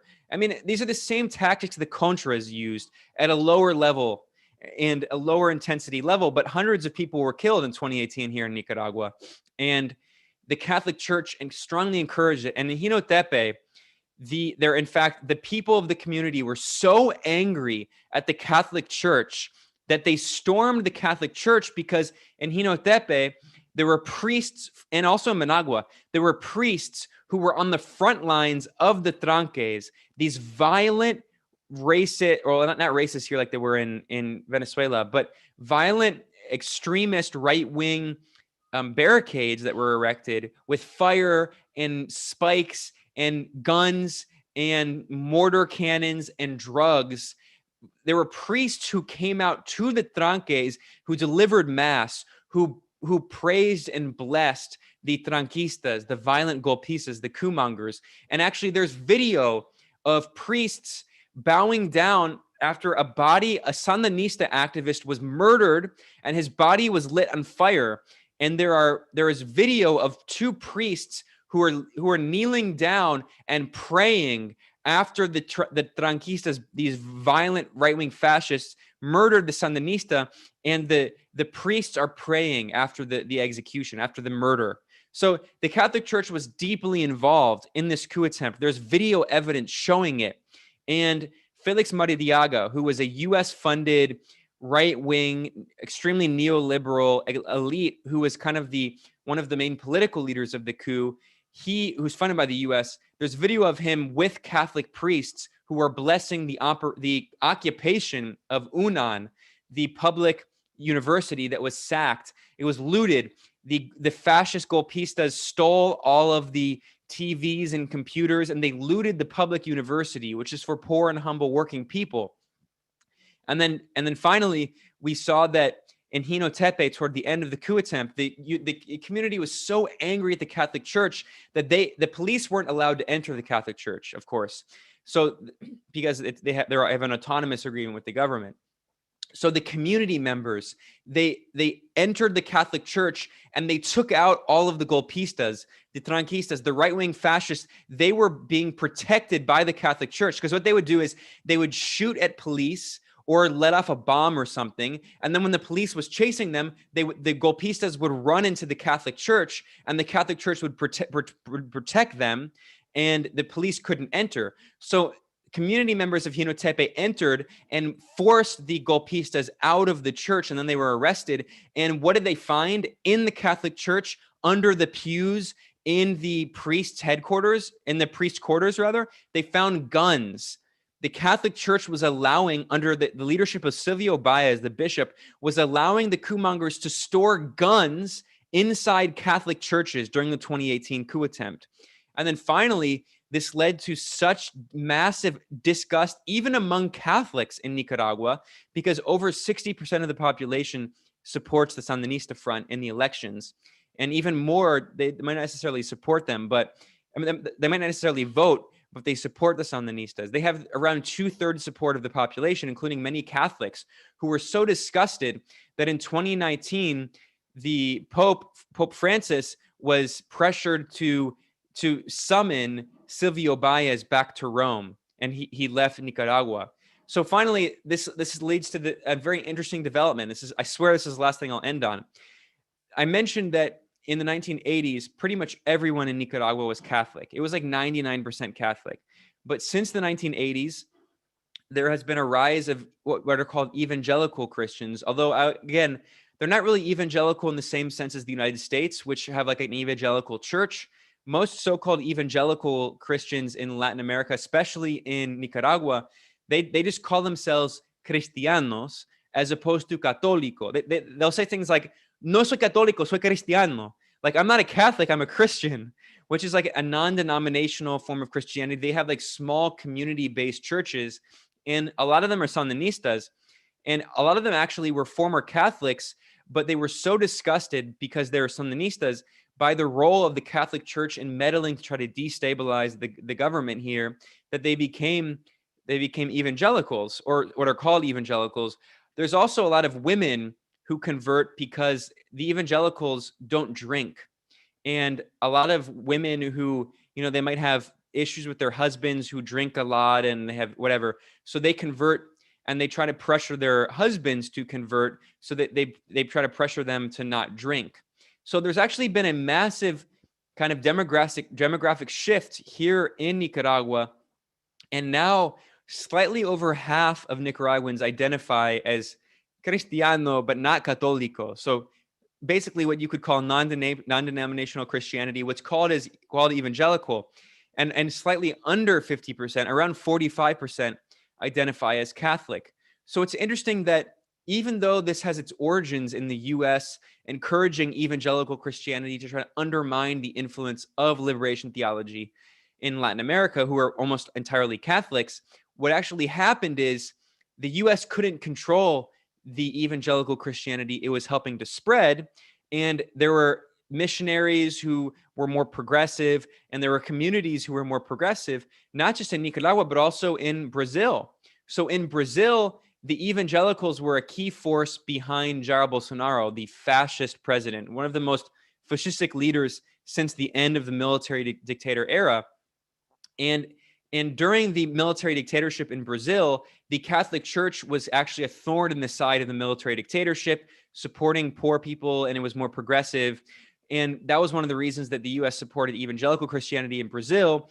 And then they actually now have big mega churches like the U.S. mega churches, and these mega churches, many of them actually told their congregation to vote for Jair Bolsonaro in 2018 against the Progressive Workers' Party.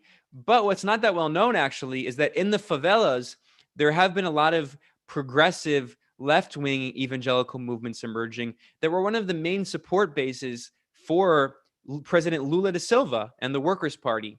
So anyway, this is, I think, a very interesting way to conclude my talk here, because I trace the origins of liberation theology going back to the 1960s and the Cold War, and the CIA supporting forces to try to undermine liberation theology, and supporting the rise of evangelical groups and supporting missionary groups and working with right-wing Catholics.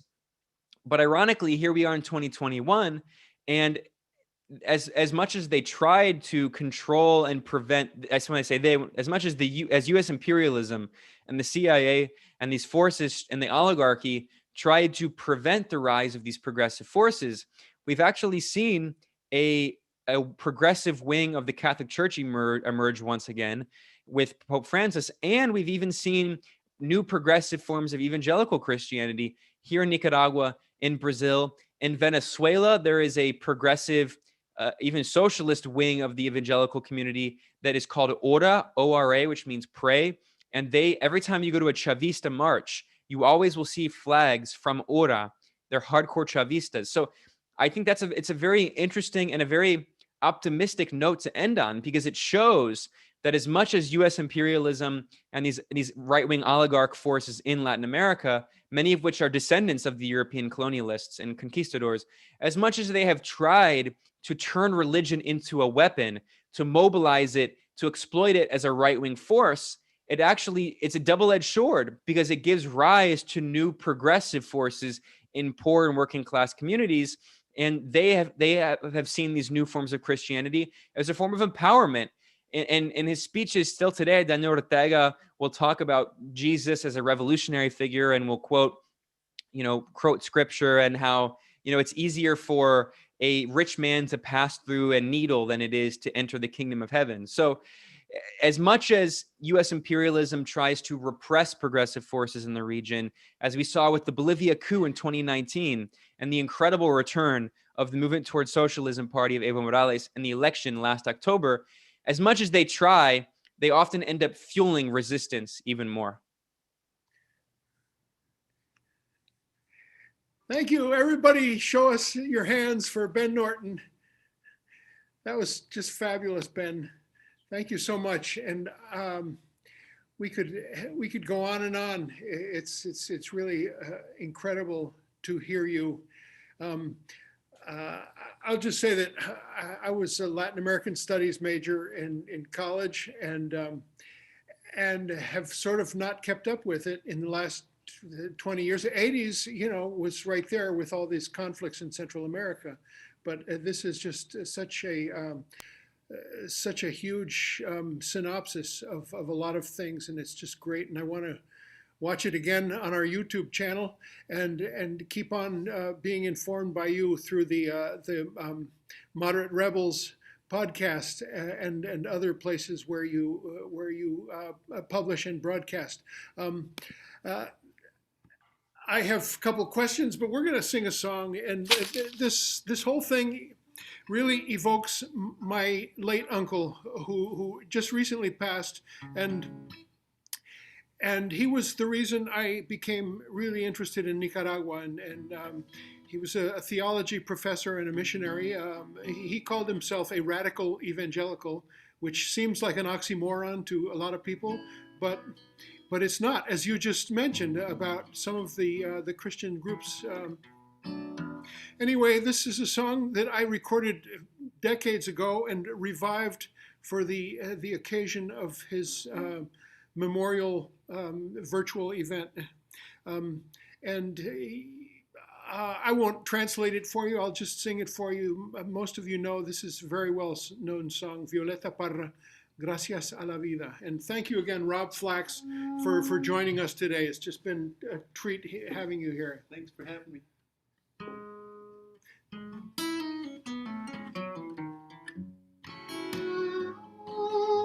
Let me do that again.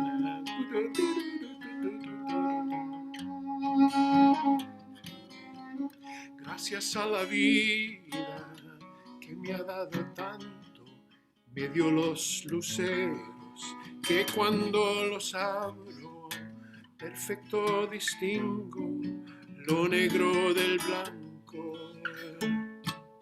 Y en el alto cielo su fondo estrellado, y entre las multitudes la mujer que yo amo.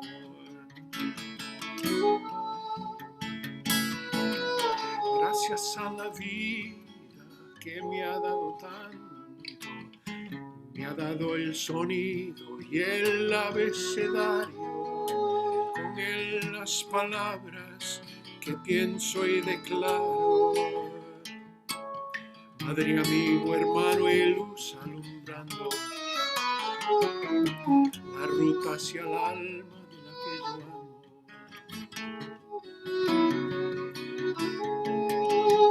Gracias a la vida que me ha dado tanto, me ha dado la marcha de mis pies cansados, con ellos anduve ciudades y charcos, playas y desiertos, montañas y llanos, y la casa tuya, tu calle y tu patio.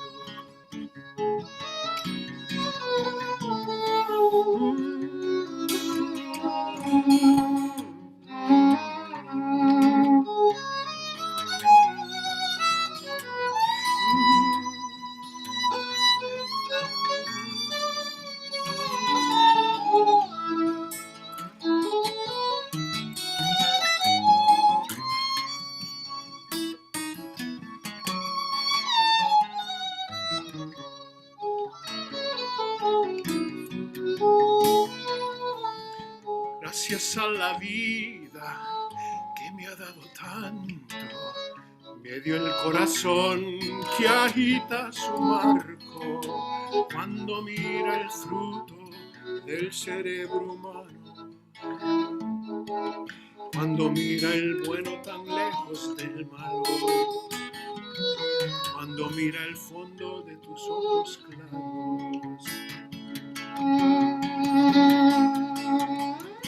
Gracias a la vida que me ha dado tanto, me ha dado la risa y a la vez me ha dado el llanto, así yo distingo dicha del quebranto, los dos materiales que forman mi canto,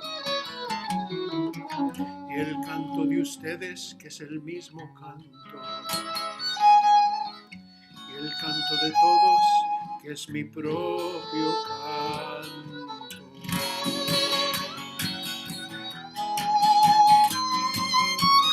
Gracias a la vida que me ha dado tanto.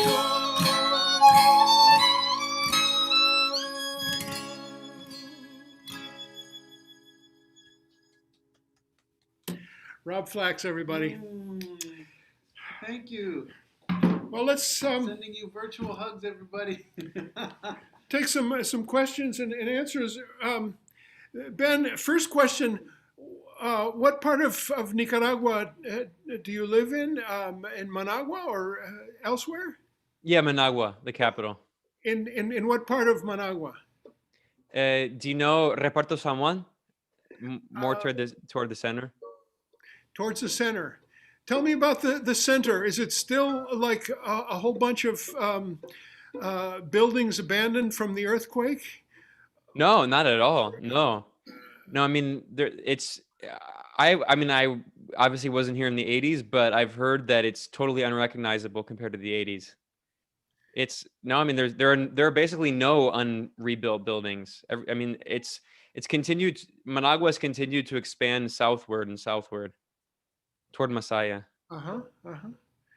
Well, that's good to hear. I mean, my memory of that whole downtown casco urbano, like they call it, is just that it was 1971 earthquake and complete abandonment, and just everything moved out, and these buildings were still just big concrete buildings, a few squatters living in them. But so it's good to hear that 25 years has transformed that part of town. Well, we should separate from 1990 until 2007, which was the neoliberal era, in which, first Violeta Barrios de Chamorro, she literally sold off parts of the state. So out of the country, she sold the railroad system. Nicaragua doesn't have a railroad system because she sold it to foreign capital and privatized all of the healthcare and education and state industries. And then there was Arnoldo Alemán, another neoliberal president who was extremely corrupt, who was convicted of stealing millions of dollars of public money.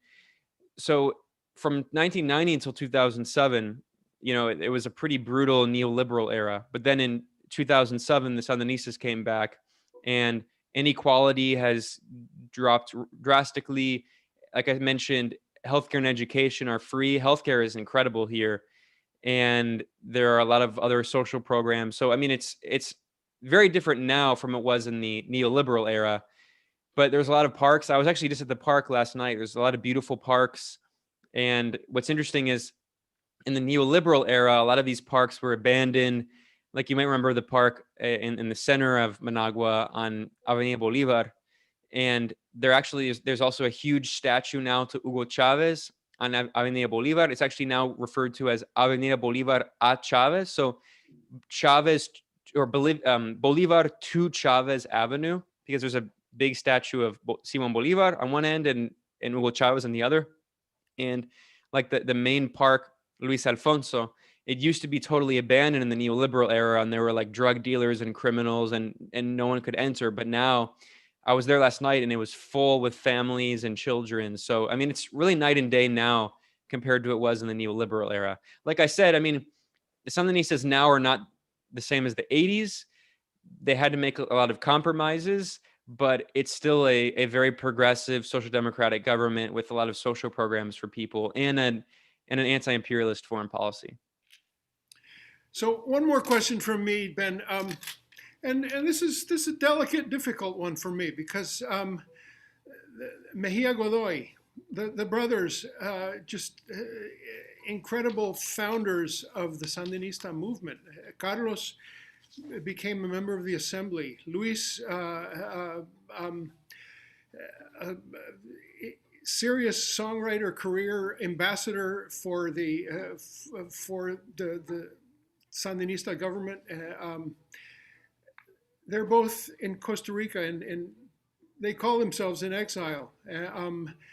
We were going to actually host Luis Enrique at Community Church as part of our 100th anniversary celebration last year, but the kibosh was put on it by the pandemic, and it's other, same thing with Ernesto Cardenal, just serious fallout with Daniel Ortega and the baggage that he carries. I would like to know and better where to fall on this. Maybe I never will, but what do you think? Yeah, well, I think we have to understand a few things. That there's a huge class dynamic to this, and then there's the political conflicts, and then there's personal conflicts. So first of all, a lot of these figures, you mentioned Mejia Godoy and others, there's also people like Jaime Wheelock. What happened is, I'll keep this brief. In the 1970s, toward the end of the Somoza regime, pretty much everyone was against Somoza, even large elements of the bourgeoisie, the wealthy elites like the Chamorro family, the elite oligarch family, the most powerful family in Nicaragua. Of course, the first neoliberal president in 1990, Violeta Barrios de Chamorro, she married into the Chamorro family, and this family controlled Nicaraguan politics for many decades before the Somoza regime, and is one of the most influential, powerful, and rich families in Nicaragua. And still today, they help run the opposition, and they have been like the main U.S. puppets in Nicaragua.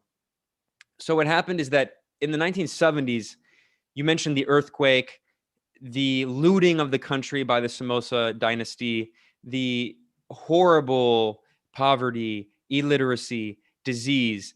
I mean, the country was in such a dire state that even many elites were against Somoza. And the only realistic force that could overthrow the Somoza regime was the Sandinista front. So we saw elements of the bourgeoisie and the upper middle class, I mean, the rich, but also the upper middle class, join with the Sandinistas because it was the only hope of overthrowing Somoza. So let's not forget that there were actually members of the Chamorro family who were supportive of the Sandinista revolution. And La Prensa, which is the main newspaper owned by the Chamorro clan, the dynasty, La Prensa supported the Sandinistas at first and then opposed Somoza. Although in the 1980s, La Prensa began getting funded by the CIA and began supporting the Contras. Let's not also forget that in 1979 and 1980, when at the beginning of the revolutionary Sandinista government, there was a national junta of national reconciliation, and there were members of both Sandinistas and the right-wing opposition, including Violeta Barrios de Chamorro herself was a member of the ruling national junta of national reconciliation, with Daniel Ortega himself. So you have to understand that the Sandinista process was always a process of, as the name suggests, national liberation. Es el Frente Sandinista de Liberación Nacional, which stands for the Sandinista Front of National Liberation. It's not the Partido Comunista de Nicaragua. It's not the Partido Socialista. So it's not, I mean, it has a socialist ideology, but it's not a communist party or socialist party. It is a movement for national liberation, because the analysis is that, which is true, is that Nicaragua is the second poorest country in the Western Hemisphere after Haiti. There's a lot of internal problems. There's a lot of lack of infrastructure. So in order to develop, we can't even have socialism if you don't have infrastructure, if you don't have technology, if you don't have schools, if you don't have education, if you don't have healthcare. So there was always this process of going through a process of development and then going towards socialism. So the reality is that there were a lot of people who were not really socialists, who were kind of progressive minded maybe, or nationalists, but they were elites. And they were part of the Sandinista process in the 1980s. And a lot of the ministers were from some of the most elite families in Nicaragua.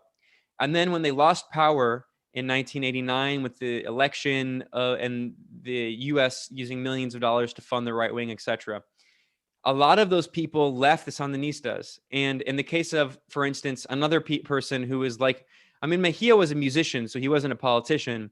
But another person who is in that same group is this guy, Jaime Wheelock, who was a member of the Sandinista government. He was a member of the Sandinista front during the armed struggle, although he joined very late in the armed struggle, like a lot of these people. He was not involved very early on. They joined when it was clear the Sandinistas were going to win. And they're opportunists. And Jaime Wheelock, he went to Harvard. And the reality is that a lot of these people, when the Sandinistas lost power, and especially when the Soviet Union was overthrown, it looked like, socialism had failed. It was defeated. And as Francis Fukuyama said, it was the end of history. So in 1990, they all became neoliberals. They went to Harvard. A ton of them went to Harvard specifically. There were numerous former members of the government and former so-called Sandinistas, who were just the upper middle class and upper class elite who joined because they wanted to be in government, because the Sandinistas were in government. They never really had fidelity to a socialist program. And then they became neoliberals, and they all formed so-called NGOs, and they were all funded. A lot of their NGOs are funded by USAID, an arm of the US government, or the NED, which is a CIA cutout. And then eventually they formed a group called the Movement for the Renovation of Sandinismo, and the MRS. And this is like, they never have gotten more than 2% of the vote in an election, ever. They're barely even known in Nicaragua. They're mostly known outside of the country because they were created by like the elite upper middle class people who spoke English, who cultivated a lot of friends with the Americans who came down in the 1980s. And a lot of people in the 80s, they didn't speak Spanish. A lot of the North Americans, the US people who came down in solidarity, they never learned Spanish. I mean, it's great they were here in solidarity, but all of their friends were like the upper middle class, cosmopolitan elites who spoke English. And when they lost power in the 1990s, they turned against Sandinismo. So when the Sandinistas, they kind of rebranded a bit. They, like I said, because of the reality of Nicaraguan culture, they, especially on things like abortion, they allied with the Catholics and the Christians. Because look, the reality is that if you look at polling in Nicaragua, the vast majority, we're talking over 90% of Nicaraguans do not support abortion. And if you look at the people who do support abortion, I support abortion, but I'm a US American. The people who support abortion are the rich, elite cosmopolitans who studied at Harvard, who speak fluent English, who have a summer home in Miami. I mean, they do not represent the average working class Nicaraguan who's poor, who does not know a word of English. There's a huge class divide. And Mejia, you mentioned that they're in exile in Costa Rica, which is one of the richest countries in Latin America per capita. And they have all their friends in the NGO sector and the media. They work at NGOs. They're also extremely wealthy. So there's a huge class divide. And the reality is that the Nicaraguan population, polls show that around 2/3, not all, of course, but 2/3 of the population still support the Sandinistas. And honestly, if I have to be honest, today, being a Sandinista is associated with being poor. And like the upper class, including like a lot of young elite liberals who are like cosmopolitan, who speak English, who support abortion and all that stuff. And I mean, again, I support abortion, I support LGBT rights, but there's a class element. And they see the Sandinistas as all the ignorant poor people. And there's very much a classist sentiment. And they think, oh, you're just a Sandinista because Daddy Ortega is going to give you healthcare. He's going to give you education, as if that's bad. And there's a lot of arrogance and I mean, it's hard to, I mean, I could spend a long time talking about this. It's hard to convey it, but it's like the way that in the United States, I mean, the realities in the United States, the left is a very middle class phenomenon. Unfortunately, it's the reality of it. It's not really with the most poor and humble people in the country. It's with college educated middle class people who work in academia, who work in the NGO sector. Whereas it's the opposite here in Nicaragua. In order to be part of the government, you join the Sandinista front, you join the Sandinista youth, the Juventud Sandinista, which is the lifeblood of the Sandinista movement. And the majority are very poor people, and they're from humble backgrounds. They're from families who never went to college in the neoliberal era. And the Sandinistas were the first people that ever let them go to college because it's free. So we have to understand that huge class dynamic. And the reason there was such a big falling out is because these people were not socialists. I mean, they were the affluent middle class forces who were against Somoza. And that explains why even the elements of the Chamorros supported Sandinismo. And yes, it's true, and I acknowledged it in my talk before, the Sandinistas have, with the reality of the situation, been forced to make a lot of compromises, like the Chavistas in Venezuela. This isn't Cuba. It's not a one-party state where they actually still have bourgeois elections that they have every 5 years. And those are very real elections, and the opposition has seats in the National Assembly. So I mean, I could talk about that for a long time, but I think that's a summary. But I would also highly recommend, if you're interested in more of this, you should speak with Camilo Mejia. Camilo Mejia is the son of Carlos Mejia Godoy, and Camilo Mejia, who was actually, like I mentioned, a lot of these figures who are the former Sandinistas who are part of the Sandinista renovation movement, MRS, which is funded by the US government through the NED and the USAID. A lot of them have been living in the United States or Costa Rica because they're wealthy. The vast majority of Nicaraguans have never left the country because the minimum wage is around $200 to $300 a month. And that's true for Latin America in general, by the way. It's a very poor region, and they'll never have the opportunity to buy a plane ticket, to get a visa. Applying for a visa for the United States is $160. So people in the US, people don't understand the huge class differences we're talking about. And it's really upsetting to see these very wealthy Nicaraguan expats who make millions of dollars, who speak fluent English, who studied at Harvard University, who run NGOs funded by the US government, demonize the Sandinistas, whereas they can't get more than 2% of the vote.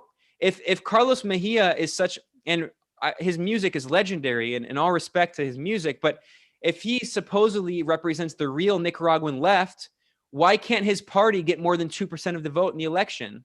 Why do poor people not even know what his party is? I mean, it's really hypocritical. And it reminds me of the really out of touch academics in the United States who are like these Marxist, Orthodox Marxists who are part of these fringe groups who they can't get a fraction of 1% of the vote in the United States, but they deign to criticize the Sandinistas, the Chavistas, the Cubans, Evo Morales in Bolivia, Rafael Correa in Ecuador. I mean, these are imperfect movements, but they are popular progressive movements. And finally, the last thing I'll say here is that Camilo Mejia, the son of Carlos Mejia, he was a U.S. citizen because, again, Carlos Mejia abandoned his country in the neoliberal era. When the Sandinistas were organizing to fight against the neoliberals, all of these elite former Sandinistas moved to the U.S. and got cushy jobs making tons of money, whereas the Sandinistas were organizing poor people and fighting against the neoliberals. And his son, Camilo Mejia, who's a U.S. citizen, he was raised totally apolitical. He was not raised a Sandinista, even though his dad was Sandinista. He was Sandinista royalty. And in fact, Camilo Mejia was raised so apolitical in the United States that he joined the U.S. military and he went to go fight in the Iraq War. And Camilo Mejia, the son of Carlos Mejia, who at this point is not in any way left wing. Carlos Mejia is a right winger. Camilo Mejia served in Iraq, and he was radicalized through the process of fighting in the Iraq War. And he became a socialist and became an anti-imperialist. And in fact, Camilo Mejia, when he came back from Iraq, he became an anti-war veteran. He was one of the co-founders of the Iraq Veterans Against the War. And the U.S. military was trying to redeploy him to fight in Iraq, and he refused. And he was a conscientious objector, and he was imprisoned for over a year by a court-martial, by the U.S. government, for refusing to go fight in Iraq.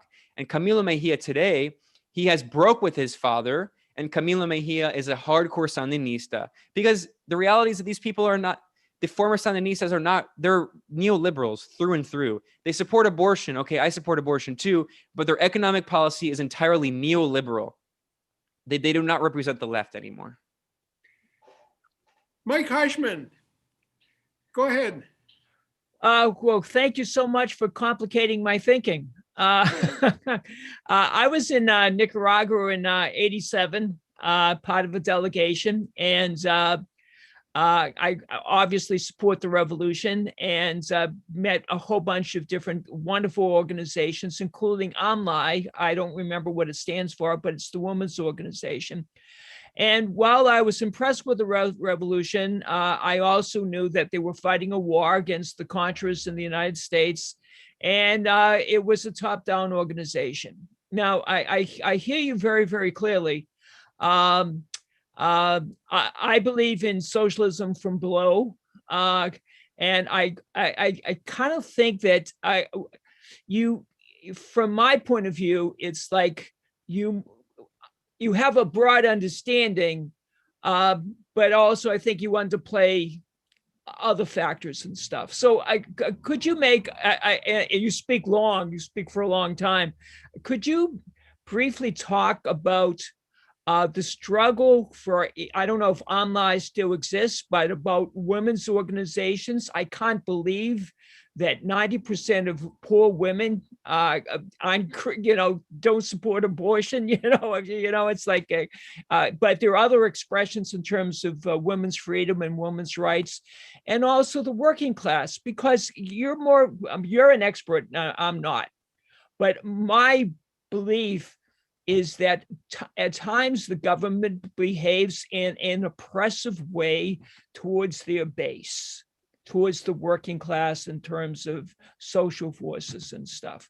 So you did a great job in terms of talking about imperialism and the church.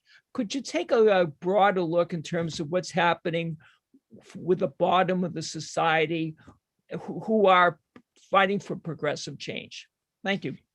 Yeah, well, great comments. Great question. Thank you. A few things. I mean, first of all, polling consistently shows, especially in Central America, but also even in Venezuela, the vast majority of people, especially poor people, don't support abortion. I support abortion, of course, but we have to get out of this, like, we talk about like kind of this idea of like right-wing imperialism, of this very conservative imperialism, but there's also kind of liberal imperialism, or this idea that you have to impose certain ideas and certain practices on other parts of the world. And the reality is that, look, even though I support abortion, polling, and this is not polling by the Nicaraguan government, this is polling by forces that are very antagonistic against the Nicaraguan government, including one of the main polling firms, which is called M&R Consultores, M&R Consulting, which is the main kind of mainstream. The corporate media often cites it in its polling. And it consistently shows that over 90% of Nicaraguans, especially poor people, are opposed abortion. Ironically, the richer you are, the more likely you are to support abortion. The poorer you are, the more likely you are to be religious, and the less likely you are to support abortion. But at the same time, and this is true for Venezuela as well, I mean, the Chavista movement, which is a working class movement with poor people, abortion is not even discussed, unfortunately. Again, I support it, but it's not Cuba. I mean, Cuba has a one-party state ruled by the Communist Party, and abortion's legal. And it's not a coincidence that the country which is the whitest, the most European, and the richest in the region, one of them, Argentina, is the one that just legalized abortion, which is great. I mean, I'm glad they did it. I support it. But Argentina is one of the richest countries in Latin America.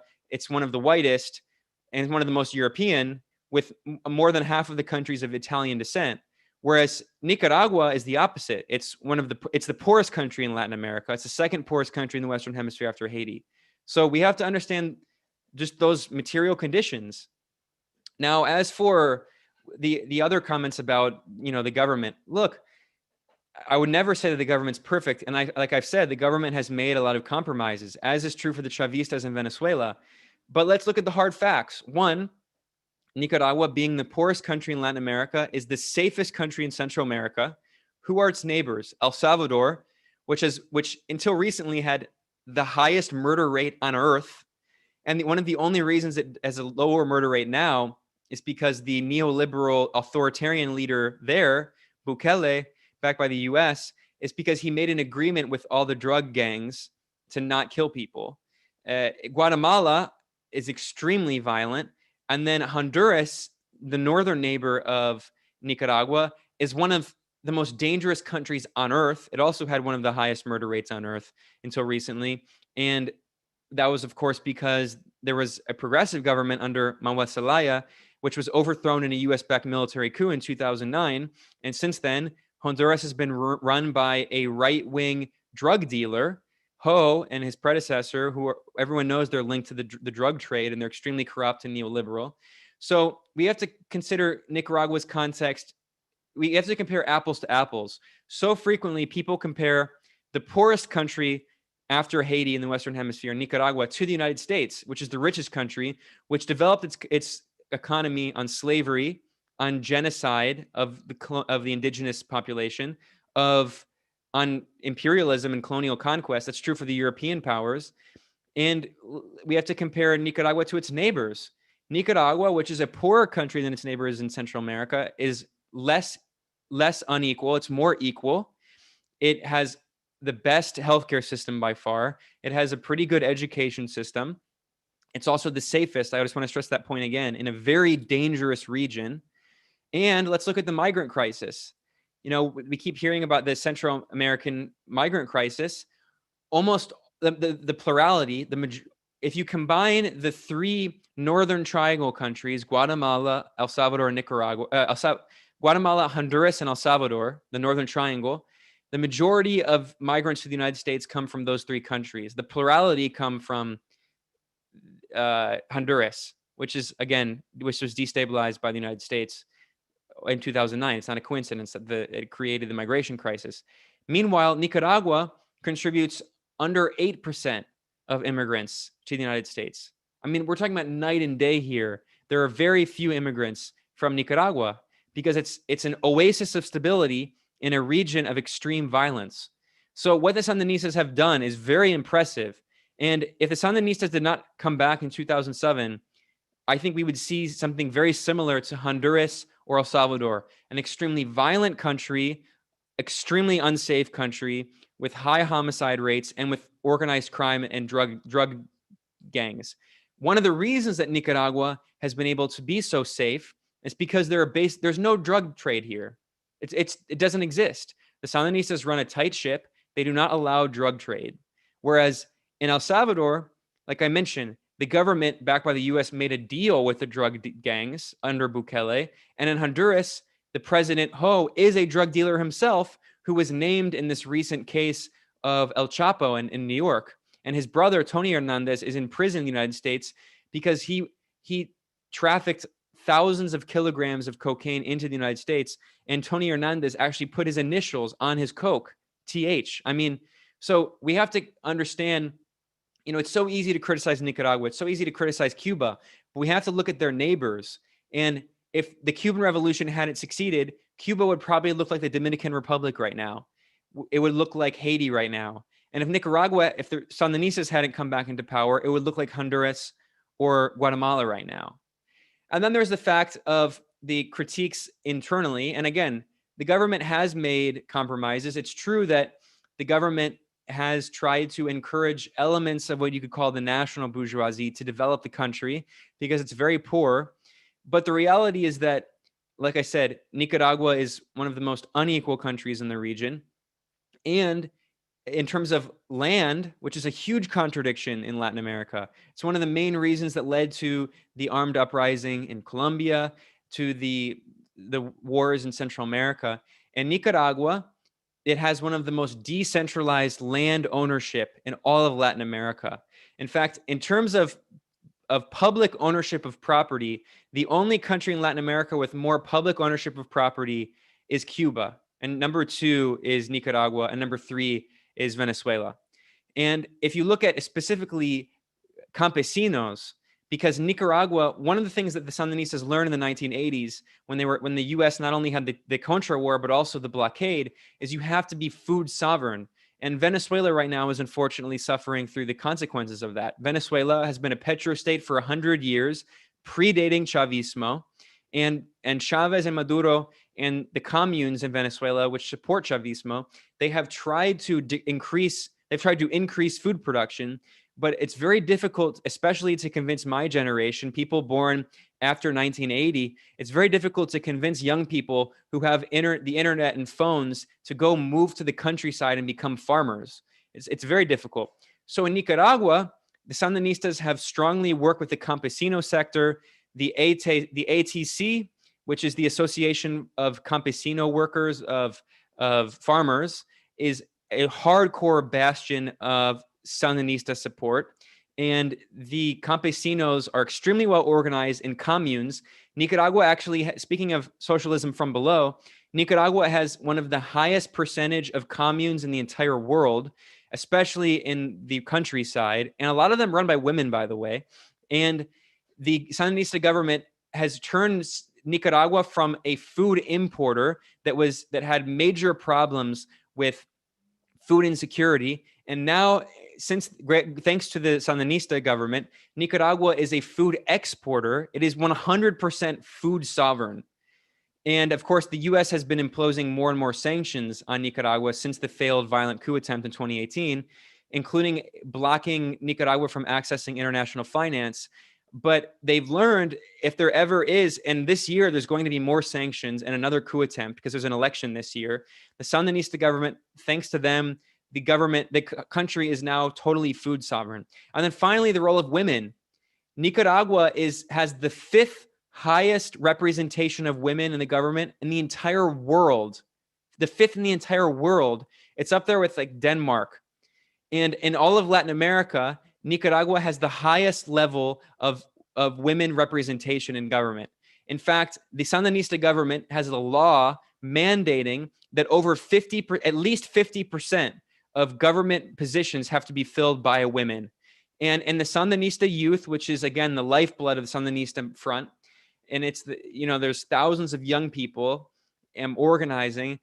Every single position in the Sandinista front has a co-chair of a man and a woman. So it's incredible hearing people criticize Nicaragua for women's rights, because of all of Latin America, this is the country where women have the most equality. And this is actually this is a study not done. This is a study done by the World Economic Forum, which is a neoliberal institution that has every interest in demonizing Nicaragua. But Nicaragua, followed by Cuba, are the two most gender equal countries in Latin America. And then finally, I'll just say this comment that I was talking about liberal imperialism, which can sometimes be even more effective than the kind of blunt Trump-style imperialism. We see what Biden is doing now, what Obama did. I mean, a lot of the coups in Latin America against the progressive governments were under Obama, actually, against Manuel Zelaya in 2009 in Honduras, against Fernando Lugo in Paraguay in 2012, against the Progressive Workers' Party government in Brazil in 2016, led by the first ever female president, Dilma Rousseff, another country where abortion is not on the table, unfortunately. The reality is that in the US, among liberal feminists, there is a blindness that only sees reproductive rights as what being a feminist is. And again, I support abortion, but the reality is that if you're a poor woman in Central America or Latin America, honestly, one of the last things you're thinking about is abortion. You're thinking about access to healthcare, access to education, a roof over your head. I mean, the Sandinista government has invested many millions of dollars in what they call plan techo, plan roof, in which they were just giving out thousands and thousands of free roofs for people, because people lived in shacks and didn't even have houses. Also, under the Sandinista government, they've drastically expanded access to not just education and healthcare, but electricity. In the neoliberal era, there was over 1/4 of Nicaraguans did not have electricity in their houses. In the 1990s and early 2000s. I mean, we're talking so many people in the US left just have no idea the poverty we're talking about. People don't have running water. Before the Sandinistas, they didn't have running water. They didn't have education. They didn't have healthcare. They didn't have electricity. They didn't have paved roads outside of their houses. I've interviewed people who are like, I will die being a Sandinista because I was born in rural northern Nicaragua in the neoliberal era. I know this guy who's younger than me who was born in the neoliberal era, and he's born on the border with Nicaragua in the north, with the border of Honduras.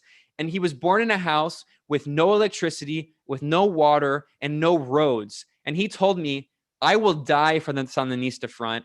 And he said, if there's ever another fight, I will fight to the death to defend the Sandinistas. Why? Because when I was born, we had no electricity, no water, and no roads. When Daniel came back to power in 2007, they built roads, they gave us electricity, and they gave us water. And thanks to the Sandinista government, now Nicaragua actually has one of the highest percentage of electricity. 99% of houses in Nicaragua now have electricity. Whereas in the neoliberal era, like I said, there was 1/4 of families, of households that didn't have electricity. So we're just talking, I mean, so many people are talking about abortion. And again, I support abortion, but if you're living in a house with no roof, with no water, with no electricity, and no paved roads, I'm sorry, that's not high on your agenda. What what is being a feminist in a country like that? Being a feminist is giving roofs and houses to poor women, giving electricity to poor women, giving water to poor women. Like we have to understand what's actually going on here. And the idea that like the Sandinista government doesn't represent poor people, I mean, no one's pretending that it's perfect. Like I said, they've made compromises, but we have to compare apples to apples and not apples to oranges. Apples to apples is, okay, do people think that Violeta Barrio de Chamorro is going to be the Chamorro right-wing oligarchy, that they're going to be a better force supporting the poor people of Nicaragua? These are the people who sold off their country to foreign corporations. And the reality is that polling shows by M&R Consulting that if all of the opposition united, they only have 12% support of the Nicaraguan population. And the most popular in scare quote, opposition group in Nicaragua, which is called the Blue and White, which is a front for the MRS group, polling shows they would only get 6% of the vote. As I mentioned, in the past, they've never gotten over 2%. So for them, that would be an impressive achievement, 6% of the vote. And who's going to be the likely candidate in this election this year? It's going to be probably Cristiana Chamorro. In fact, the U.S. is probably going to do something they did with Juan Guaido and recognize Cristiana Chamorro as the fake president of Nicaragua. And yeah, she talks this whole thing about women's rights and all this stuff. She's from the richest family in all of Nicaragua, and she's going to privatize the economy. She doesn't care about poor people. So we have to understand how these things, this like neoliberal identity politics with people like Kamala Harris, who, you know, she talks about women's rights. She talks about anti-racism. Kamala Harris locked up poor women of color when she was, as she called herself, top cop in California. We have to understand how these liberal talking points can be weaponized against the left. Hey, let's thank Ben with one last question from Susan Nye, who's been patiently waiting. And we've gone way over, and I don't even care. This has been so rich. Go ahead, Susan. Well, actually, I wanted to make an announcement, which is somewhat unrelated, but it would circle back to a quick question for Ben. I spend a lot of time, helping for justice for the Palestinians, and I want people to know about Christian Zionism, and it's very, very important and influential. And basically, I want people to know that on March 29th at 10 p.m., Independent Lens on Channel 2, there will be the airing of a very, very important film called Till Kingdom Come. And it's made by a young Israeli filmmaker. It's very, very good. So take advantage of the opportunity to see that. It's so new that there aren't a lot of opportunities to see it for free. And it's very good and very important. And then for Ben, have you seen evidence of Christian Zionism creeping into the evangelical movements that you're observing? Yes and no. What's interesting, I mean, this is a very important point, and I will actually respond briefly. Sorry for going over so much, but you know, these are complex topics that we were discussing. So on the point of Christian Zionism, in Latin America in general, there has been an emergence of Christian Zionism, but it's not the same as U.S. Christian Zionism. In the U.S., Christian Zionism is strongly associated with support for the country of Israel. Like we strongly, I mean, that's what Zionism is, but there's also like this weird kind of Christian Zionism, you could call it, in Latin America, where like you'll see Israeli flags, but they don't care about the country of Israel at all. It's like a symbol of like, because it's also, I think part of it goes to translation. If you read the Bible, they always talk about the nation of Israel, but the nation doesn't necessarily mean the nation state, right? Like nation refers to a people, the Israelites. So when people talk about Israel in Latin America, it's often not associated with the country of Israel like it is in the United States, like with Mike Pompeo and Mike Pence. So I have seen, you will see something that's very surprising. You'll see Israeli flags. And what's actually crazy is for me, one of the most eye-opening moments I ever had was I was in Venezuela and I saw Venezuelan flags, Chavista shirts, and Israeli flags. Venezuela doesn't even have relations with Israel. They don't. Hugo Chavez broke relations with Israel in response to the massacre in Gaza of Operation Cast Lead from December 27, 2008 till January 18, 2009, 2 days before Obama entered.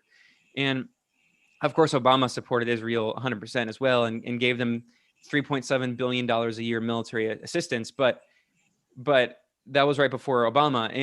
And so since 2009, Venezuela has not had diplomatic relations with Israel. But you will sometimes see Chavista evangelicals who don't care about the country of Israel, and they probably support Palestine, but they will use Israeli flags because to them, those flags don't mean Israel, they mean evangelical Christianity. It's really weird, but if you look at the countries in Latin America that have the best relations with Palestine, it's Venezuela, Cuba, and Nicaragua. In fact, here in Nicaragua, a week ago, the Palestinian embassy, they have an embassy here because Nicaragua represents Palestine as a state, even though, unfortunately, there's not actually a state. And the Palestinian embassy had a major event here last week, a Palestine fair, and there were thousands of people. I mean, COVID's been over here for a while, so there was like a huge fair at what's called Port Salvador Allende, named after the Chilean socialist leader. And if you look at Nicaragua's neighbors, El Salvador, which is run by a Palestinian, a right-wing neoliberal, Nayib Bukele, he has great relations with Israel. He never has supported Palestine because he's from a right-wing Palestinian Christian family that has lived in El Salvador for many years, and they're very wealthy. So, I mean, it shows that it's more of a class dynamic. Like, I mean, he's of Palestinian descent, but totally supports Israel. And of course, the other Central American and many other right-wing Latin American leaders all support Israel. And it was Hugo Chavez who famously referred to Colombia, the most right-wing authoritarian government in the region. He referred to Colombia as the Israel of Latin America. So if you're on the Latin American left, you're going to support Palestine, even if you're an evangelical. But you might see a person, I have seen people with a Che shirt and like an Hugo Chavez hat and an Israeli flag because it represents evangelical Christianity. It doesn't represent Israel. It's very strange. Well, Ben, I know of a phenomenon in El Salvador, which is evangelical churches that are named Amigos de Israel. There's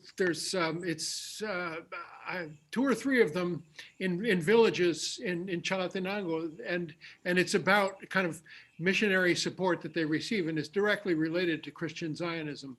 But I don't think that people on the ground in El Salvador really know much about sort of the depths of that Christian Zionism thing, that fulfillment of biblical prophecy says that we should support a greater Israel because the rapture will come sooner or something like that. I think it's about where their bread is buttered, where the missionary support comes from, that you see these 6-pointed stars on evangelical churches.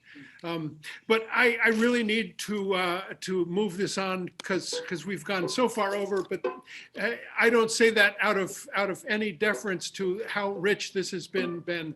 I want to put up this basket, which is about our collection. It is a virtual collection. You can go on our website and put down your credit card or your PayPal, or you can send us checks. We're in Copley Square, 565 Boylston Street, the zip code, write it down, 02116. That's our little money pitch. I also want to ask you to support the Greyzone and Moderate Rebels. You can go on the Patreon page and do $2 or $3 a month or something like that. This is just really important, cutting edge journalism that you don't find anywhere else, and it deserves our support, every one of us. Thanks to all of you for joining us. There have been about 25 on the Zoom, and probably another similar amount on the YouTube channel, which you can recommend to people. I want to make one last announcement, which is that I made a mistake. I said that this Sunday was Good Friday. That's not the case. Good Friday is April 2nd, and that's when the event is. this Friday is April 26th, which reminds me that April 24th, 2 days before that, is the day that Monsignor Romero was assassinated. And we remember and commemorate that day in every way we can. And I especially mention one person who's on this call, which is Jose Aleman from El Salvador, who was the Salvadoran consul for several years during the past decade. And we are very proud that he's a member of our congregation and now an English teacher. I've sung at some of his classes. Folks, let's call it a day with a little poem. It's the end of a poem by Asada Shakur. The poem is called Affirmation, and it says, I believe in living, I believe in birth, I believe in the sweat of love and in the fire of truth. And I believe that a lost ship steered by tired seasick sailors can still be guided home to port. I hope we see you next Sunday. John Bach is our speaker that day. And Joyce, I forget her last name, is our musician from Providence, Rhode Island. Ben Norton, thank you. It's been great hearing you, great meeting you. I hope it's not the end of our friendship with you. We'd love to hear from you again. We didn't get into the sort of the turn of events that's taking place in the Southern Cone with Bolivia, with Ecuador, with Brazil right now, Lula, this guy, Victor Pugi, who I just heard talking about this incredible turnaround. And so I hope we'll get you again soon, okay? And we'll be in touch. Thank you so much. We love you, everybody. Take care. Hope to see you soon, either in little rectangles on a TV screen or physically in presence so we can hug each other and say, happy spring. Yeah, yes, too. Meeting is over. Happy spring. Unmute everybody and applause to Ben Norton. Thank you. And thanks to Rob Flax for joining us. Happy birthday, Johan. Hasta luego. Amen. Hallelujah. Amen. Hallelujah. Amen. Amen. Amen. Hallelujah.